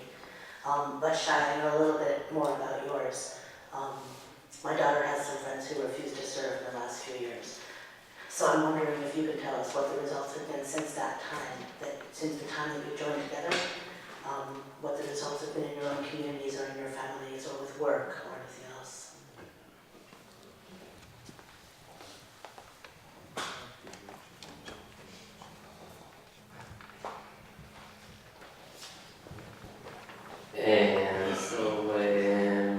It's not only a political issue. I think in the start, my family see that I'm very confused with what I'm doing, and as a family that don't judge you, they want that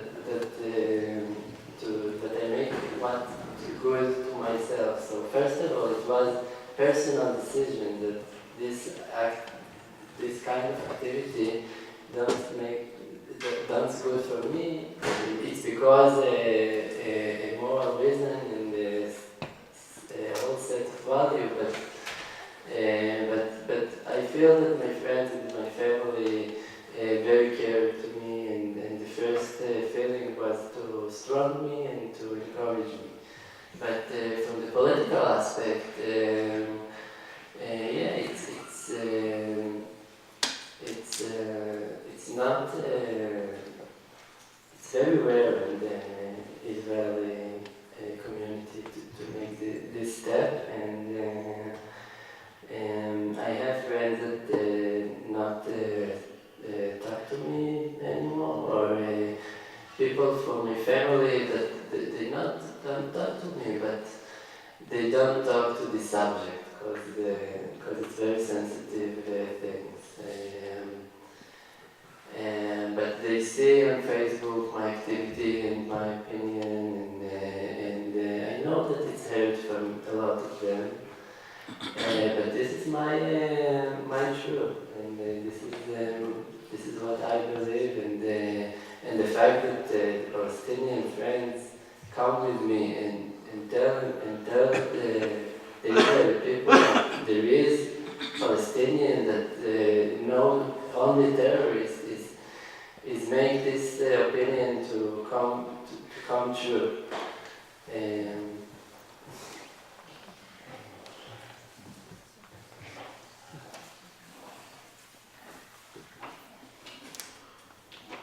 For me, actually, first of all, you all know that it's not easy to be different. People grow up with things, with cultures, with thoughts, and you are coming to them with a new idea. No, I want to sit with this enemy and talk to him because he could be a good person. It's not easy. But at least for my parents, they are very happy that I'm not wanted anymore, endangering my life. For my cousins and uncles, they trust me, they believe that I'm not cheating my people and my country, but they some of them really encourage me, and some of them believe that I'm going the wrong way and it will not bring anything because of the situation, because the situation became worse and worse from day to day. We didn't really succeed to make change. We make small changes, and I can see this because I'm involved there. When we succeeded to bring Palestinians to their lands back after 30 years of being prevented to reach this land, that's a big change for me, but they don't see these things. But most of the time, I try to bring Jewish friends to my home, even though it's illegally according to the Israeli law to bring them to Area A. But I bring them to my home, and sometimes when I have permit to Jerusalem, I take my Israeli friends to my family there, where they don't really believe in me, but the culture is to respect the guests. So I take them there and I said, "Can we have tea here, please?" So of course you can, come on. And then they start to talk to them. So we are in the process. We are not in the end of the way, we are in the beginning. And I really believe in what I'm doing, and I'm convincing more and more people from day to day. What do you guys do in your life? Do you have jobs, or somebody pays you? How's the organization run? Just the idea behind it. Thank you. I will answer you, but I will give more questions to people because you asked already. I'm sorry. So I will give it to someone else.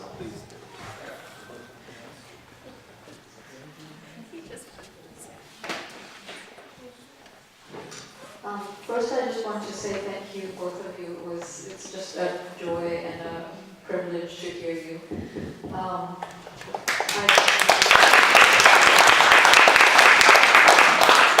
also want to thank you for showing the movie, which was just so powerful. There was a moment in the movie, and I just wanted to ask you a question about it, when the husband and the wife are arguing, which is such a strong moment because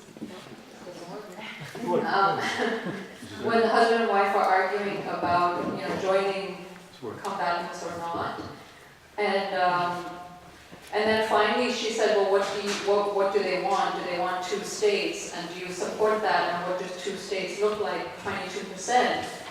And I wondered what your dream is. What does equality look like for you? Is it 2 states? And if so, what does that mean? What does equality mean? What is your dream? What is your ultimate?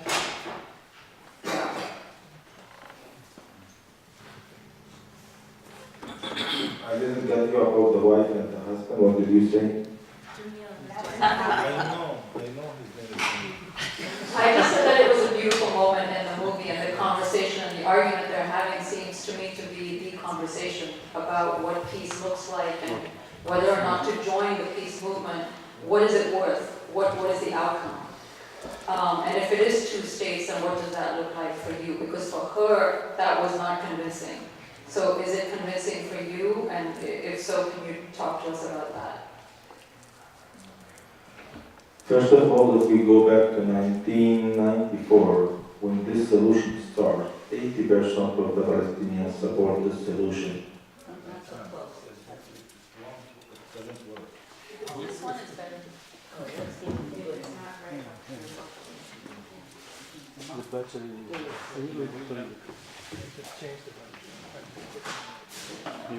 I answer the other question really briefly first, which is that these guys are all volunteers. So we have very few paid positions in the movement, and anything that is paid is part-time or really more of a stipend. But there's only a small handful, and everybody's a volunteer, and everybody has outside jobs. There you go. Now you can answer the question.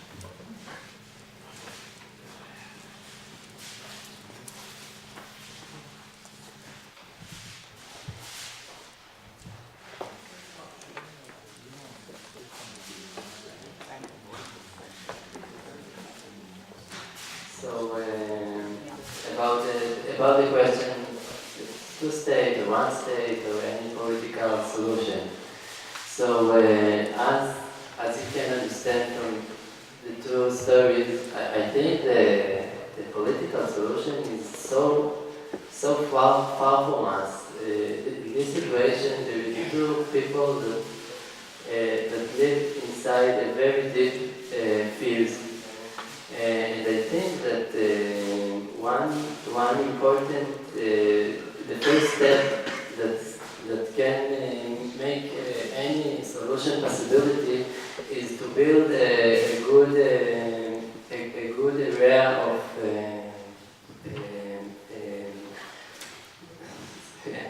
a good area to build trust and to speak each other.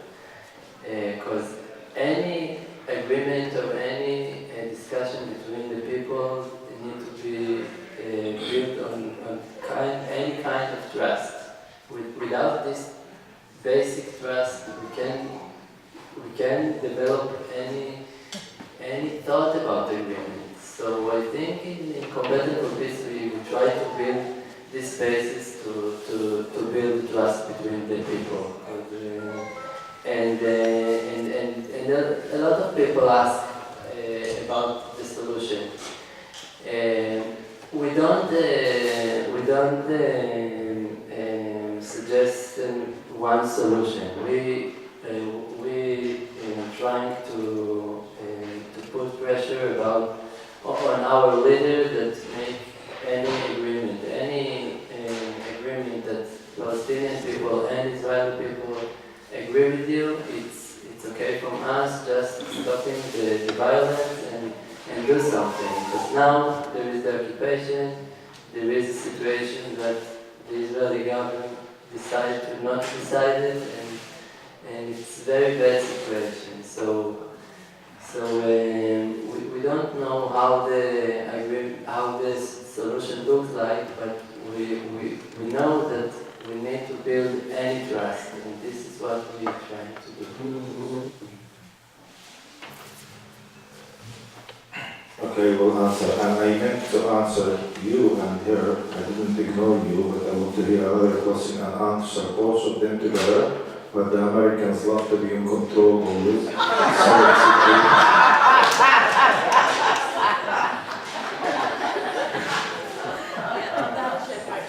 Yeah. So first I will answer you. I'm an electronic engineer. I work in Jericho, and he's a student in the university. And our income is from our work. He worked as a volunteer, not in Combatants for Peace, in many organizations. He can answer for himself. But I work in my own, let's say, company, which is repairing cell phones company, and from there I left, and all what I'm doing here is volunteering and losing business when I'm here. About Jamil and his wife, unfortunately Palestinians are very disappointed by the situation because we feel that we are negotiating with people who say what mine is mine and what yours is negotiable. The negotiations only about our share. We never negotiate Yafo anymore, even though it was a Palestinian city. We negotiating only Hebron and Hebron Hills and the water of West Bank and even the 22%. They are not giving us this 22%, and they keep building more realities and negotiating about it in order just to negotiate. So yeah, a lot of people don't want to negotiate anymore, not because they don't want the peace, because they are disappointed and they don't believe in this peace anymore. And since we start the peace process, our situation is worse. But if you go back to 1994, when Arafat signed for this peace agreement, 80% of the Palestinians supported this agreement, and they celebrate in the streets because they want to have a normal life. They want to build normal economy. So yeah, also my family discussed with me this subject, but I always say that the long walk starts from one step. If we start to convince the Israelis, if I start to convince the Israelis that it's not about security, it's about annihilating me, and it's about taking from me and giving to you, I will change them. And if they succeed to convince my people that we don't hate you because of your religion or your color, but what they told us about you on both sides built this kind of hate, we will reach better agreements than the two-state solution, I believe.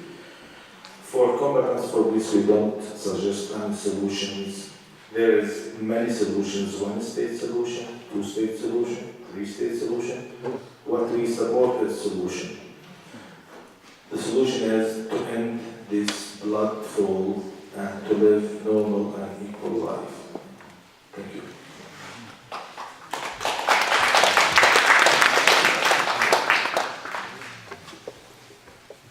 That wasn't gendered at all before, just so you know. It was really not, right? Working with Middle Eastern men.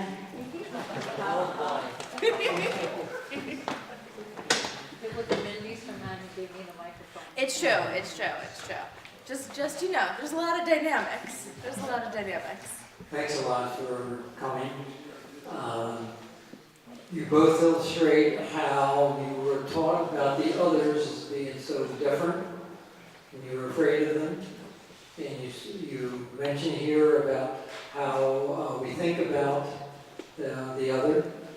Seems to me this takes us to the education system, and I'd like to know, is there any movement within each of your communities to educate in a more balanced way, if that's the right word, more holistic way, to try to understand the other side?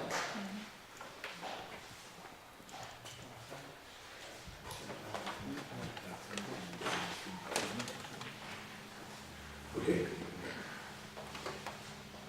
Actually, I will start with a lot of Israelis usually ask me about why you Palestinians teaching your kids hate in schools. Why are you teaching them to hate Jewish people in schools? And my answer always is, come on guys, these things are not existent. Our books, you can come and check all the books from A to X, it's not exist. I was in school, and my nephew's in school, and I saw all the school books. It's not there. There is nothing against Judaism. There is nothing against even Zionism. But when we draw the map, we don't recognize Israel. And when the Israeli kids draw the map, they don't even mention Palestine.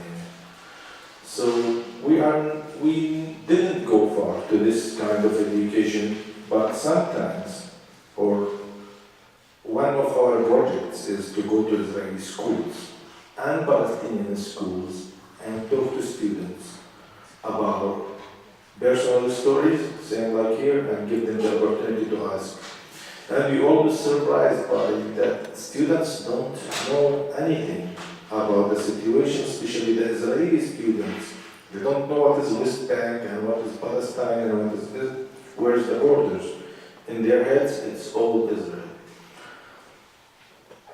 And we are using a tricky way in order to change the narratives in the heads of the students. I don't have to go to school and sit like a teacher. It's boring to kids to teach them, he is good, look at him, he's nice, he's Israeli, he's Jew, he has kippah, but he's not dangerous.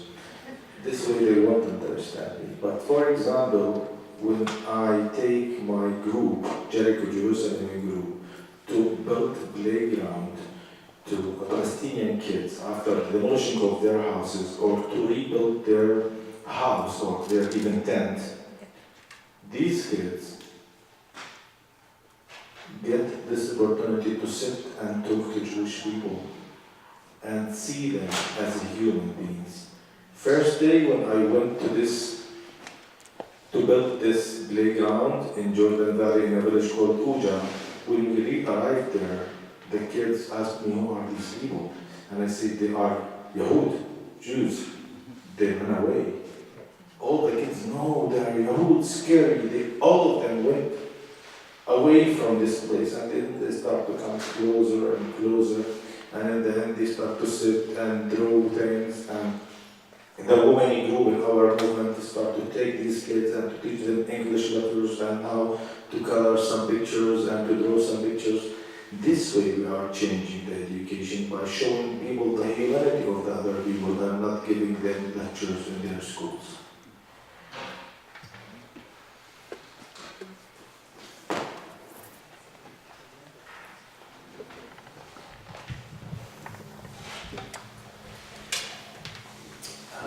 Hi, my name is Rami. It's a name that's been giving me access to both the Israeli and Palestinian communities because it's a name that's common for both. So I often feel like a spy, you know, if I'm sitting with them or sitting with them, that I was born in Israel. And soon I'll be here the same amount of time that I was in Israel.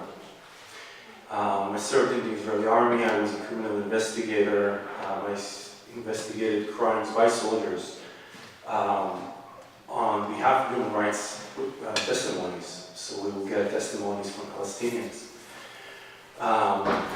The reason I wanted to speak is, again, from that role as a spy, you know, kind of being here in this country for, let's say, 15 years now.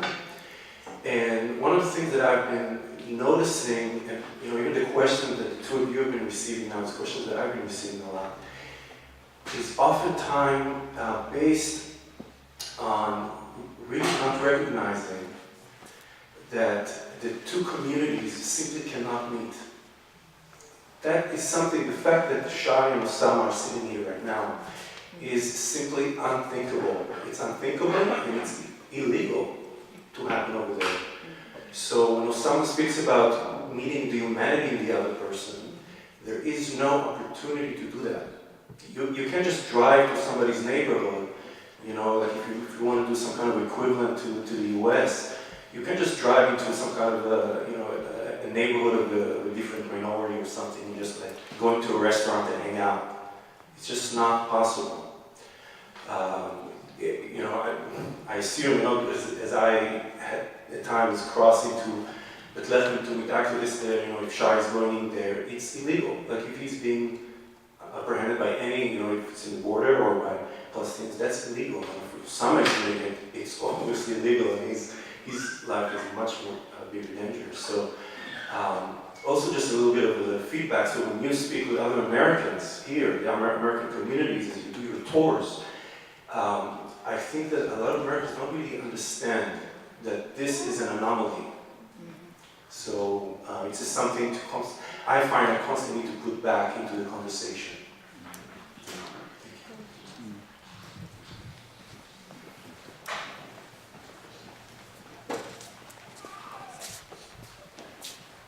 I want to thank you again. I think your work is extremely brave and very needed and very meaningful. So thank you for doing that. So how much are you able to push the envelope? I know that you try hard and it's not easy.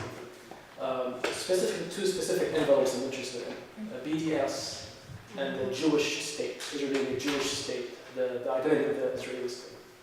Thank you.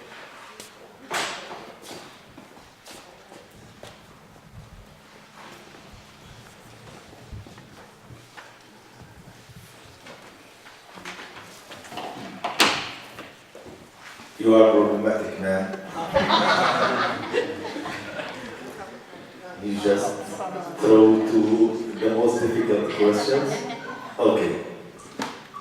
So, if you want to hear from Osama, we can talk about this later. If we want to hear about the movement, I will tell you that we in the movement are not against BDS, but we believe that if we don't meet as a human beings, we can't make change. And BDS, as I understand it, it's to boycott everything from the Israeli side. I boycott the Israeli products. I don't buy any Israeli things because I won't support the economy of the people who are buying weapons to kill my kids in the future. I will not support their economy, and I will not support the economy of the settlers, but I don't want to boycott this guy who wanted to make change with me and who believed in my rights.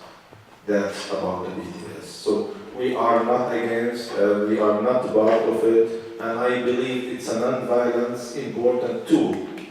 BDS is much better than using rockets. So if you believe in non-violence, you have to believe that BDS are doing such amazing work. The second thing is, I don't accept the Jewish state because it can't be democratic and Jewish state. It can't be democratic and Islamic state.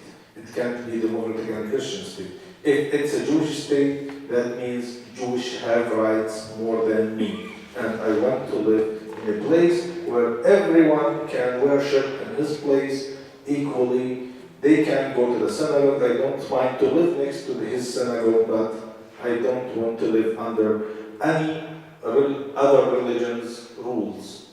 I want to make rules for myself.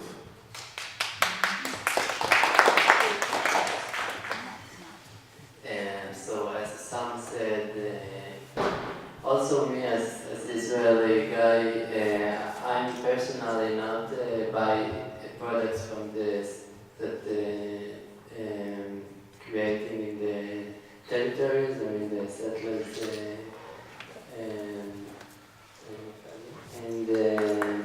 and I think it's a very legitimate tool. It's non-violent tool, and we as Combatants for Peace believe in non-violent activities, and it's a important tool.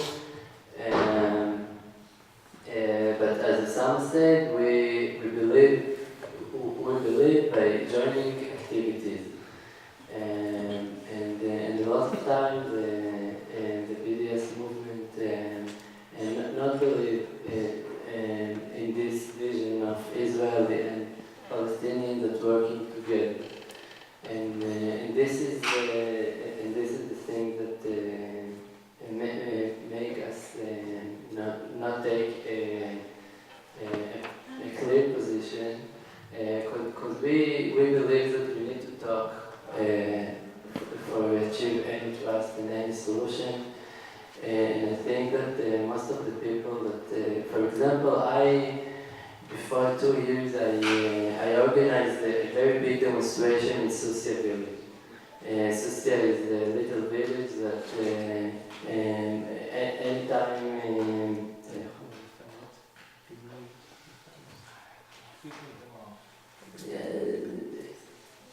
it's illegal village. The Israeli think that it's illegal village, and they all the time give them a paper that tell them that you have 10 days to go out from here. And we in Combatants for Peace work with the people in that village. And for example, the guys from the BDS movement, for example, against this demonstration only because it was planned by Palestinian and Israeli.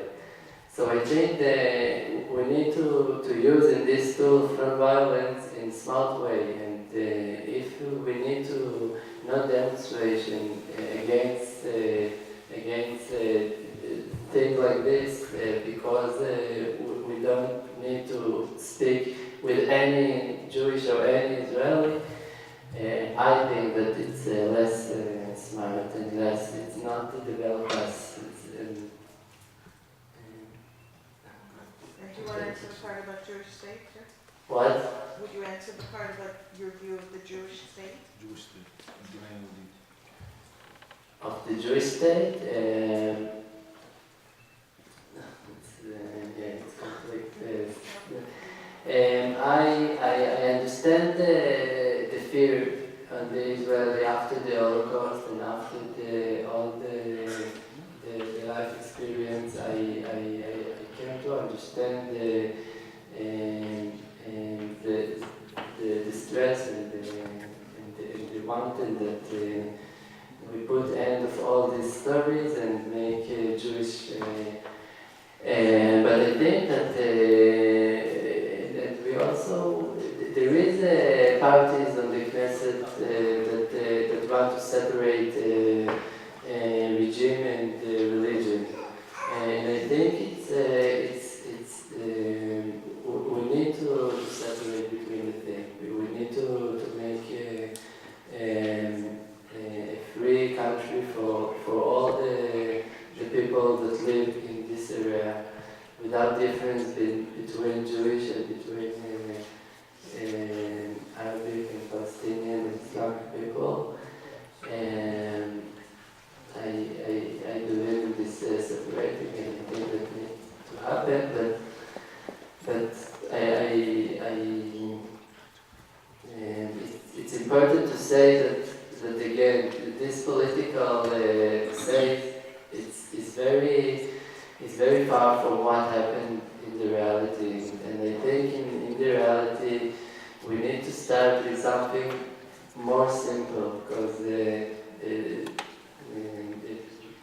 to cancel the Jewish state is something that maybe it's very, very developed level. We need to start with people that live each other, knowing each other, and they know that most of the Jewish people didn't know that the fact of Israel is a Jewish, it's a Jewish country, make less right for the Palestinian, because they don't have this life experience from one of them. So if we start with this conversation and we build a safe place for this sharing the experience, we can talk on the big things like this. To answer the second question briefly, on behalf of the movement, I think the movement is a grassroots movement, and it has a lot of different opinions within the movement.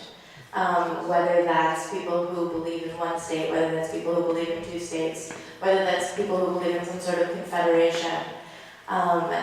There are people who identify as Zionists within the movement. There are people who identify as anti-Zionists within the movement. The movement itself is united on the principle that a solution needs to come, and that there is another way, and that the way this has been going doesn't work. And so you heard answers from these two activists. If we had two different activists, you'd hear two different answers. And there isn't really a baseline, this is what our movement is, in terms of this is what our solution should be. The solution is let's get our leaders to the table and let's get one. Because we're done with this occupation and we need a solution for conflict. So that it's a... What? Last question. Oh, I'm gonna take Stalin because he's our hero.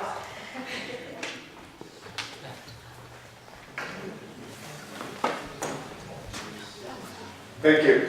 I have a question that I think is going to be difficult for you to answer, but it's a puzzle for me. So I have been investigating this question, and to my knowledge, there is no organization similar to Combatants for Peace. It's a unique organization in the world history actually. So we don't find other organizations that consist of former combatants from both sides during an armed conflict like you. So we find soldiers that unite after an armed conflict. That we can find examples of. And we can also find civilians that during an armed conflict unite, trying to create something. But you, as a former combatants organization, forming a binational organization fighting for a just solution in the conflict with unarmed means is unique. And I don't really understand, how is it possible? How is it that you have the courage to continue to be together in an organization as former combatants from the two sides? Could you please explain that for me? This is a very hopeful sign that this is possible in Palestine and Israel, but could you please try to answer that?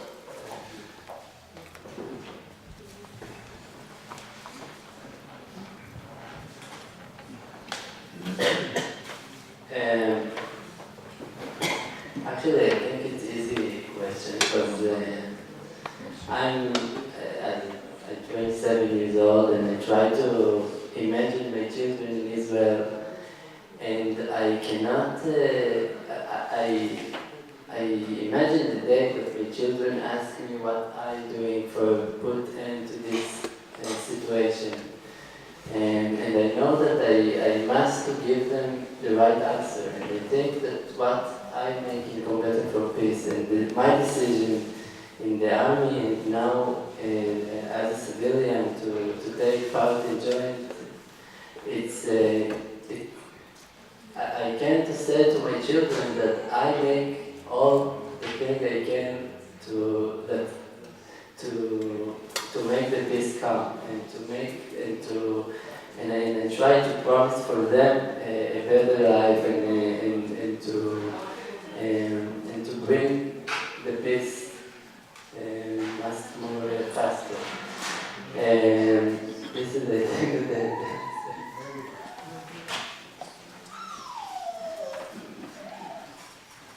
For me, both of us were willing to pay the biggest price, which is our lives, in order to protect the future of our people. And we were endangering our lives and other people's lives, fighting on the front lines in order to protect our people. Now we understood that protecting our people is not by hurting other people. Protecting our people is by showing the other side your own humanity. So that's why we are here, because we believe it's the way to reach our goals, which we used to fight for it before, and we keep fighting for the same goals, but in different ways. So for me, it's the same path, but in a different, let's say, boat.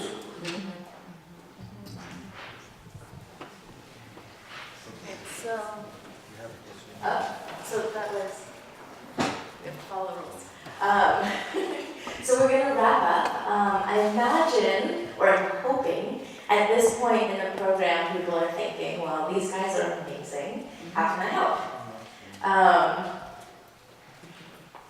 So there's a couple of different ways. We'd love for you to get involved. There are sign-up sheets in the back. Please sign your name. Stay involved, get in touch, take my card, they're in my pockets. But really to sign your name on those back lists as legibly in block letters as possible, please, because they always lose about a third of the people who write because they can't read the handwriting. That's the first. The second is we're running a trip to meet these guys on the ground next November in Israel and Palestine. It should be a really spectacular trip. It's going to be very hands-on, very experiential. Every trip is experiential, but the idea really is to see and feel what's actually happening without the censored lens that so many of these trips go on, without one side predominating. So we have two guides.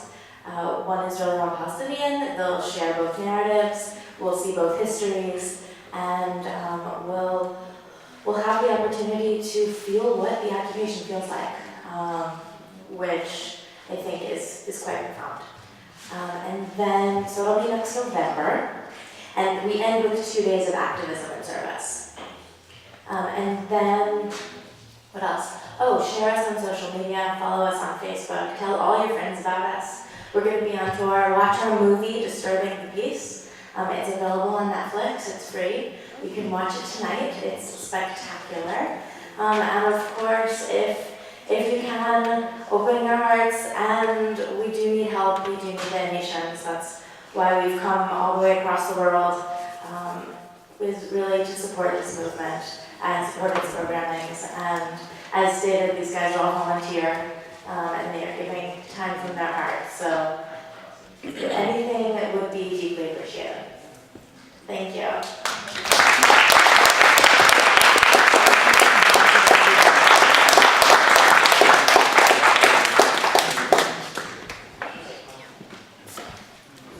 Assalamu alaikum. Peace be on you all. My name is Muhammad Ali Khazraji. I'm one of the Islamic Society representatives and founders of this institution. I was just asked to share some reflections and thoughts. First of all, I'd like to thank all of you for your effort and for your courage and your bravery and the work that you're doing. And then some lessons that I have gleaned from what I've heard. And this is not the official opinion of ISWM or Critical Connections or an endorsement from them. The first thing that comes to mind is, for me, is that each one of us has to diversify our sources of information. Because we hear only one narrative, and that's what becomes a reality, and you heard what he heard, and what he heard, and what they said. So it's important for each one, so that we can be just in our own way, is to get both sides of the narrative. Number two, we have to open not just the channels of hearing to our head, but the hearing channels of our hearts. Because as we heard, each one heard a word that changed their hearts. He heard, Osama heard, a Jewish woman saying something, and that changed his whole life's view. So we always have to be conscious that we have hearing channels of our hearts that change our perspective, that affect how we act and conduct ourselves.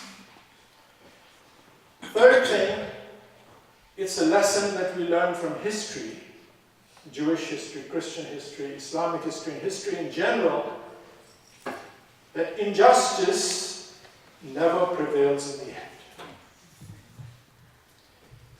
So if I were an Israeli who wanted to preserve the state of Israel, I would make every effort to make sure that I do not pass any laws and I don't act in a way that is unjust to anyone. Because ultimately, God decides. And the Jewish people should know that from their own history, going back to Pharaoh and the destruction of the temples, that when injustice increased, it was just a matter of time. Except God works in a different time frame. It may not be in our lifetimes. And that's the same from the Muslim perspective, that God is, everything belongs to Him, including land, including the earth, including sacred spots on the earth that He has chosen. And we have examples of that. That Abraham, peace be upon him, and Ishmael, peace be upon him, built the first house for the worship of God, the Kaaba. For what? For monotheism. And when their descendants left that path, God gave it to polytheists, so there were 360 idols in that house of worship. Not because God loved those, but because the ones who were the inheritors didn't fulfill their covenant. And the same thing has happened to the Holy Land of Jerusalem. Ultimately, people who go back to consciousness of God and living by His rules, and we worship the same God, the Lord of Abraham. And we have similar laws of justice, and how to treat our neighbors, and how to treat each other. Everything will pass. The injustice passes. The dictatorships pass. Everything comes to an end. Arafat is gone. Sheikh Yassin is gone. Sharon is gone. Ben Gurion is gone. But one day, each one, Netanyahu will be gone one day. Each one will stand in front of God to answer for how they acted. And there will be no spins that day. There will be no narratives. There will be nobody to protect. So we have to know at our own levels, are we acting in an unjust way? And if we see injustice, what are we doing? The least we can do is talk about it, speak up against it, act against it, whether it's just by a word, whether it's BDS, whether it's changing the leadership, we are responsible. So we can't just say the leaders are responsible. We put the leaders where they are, at least in democratically, so-called democratic nations.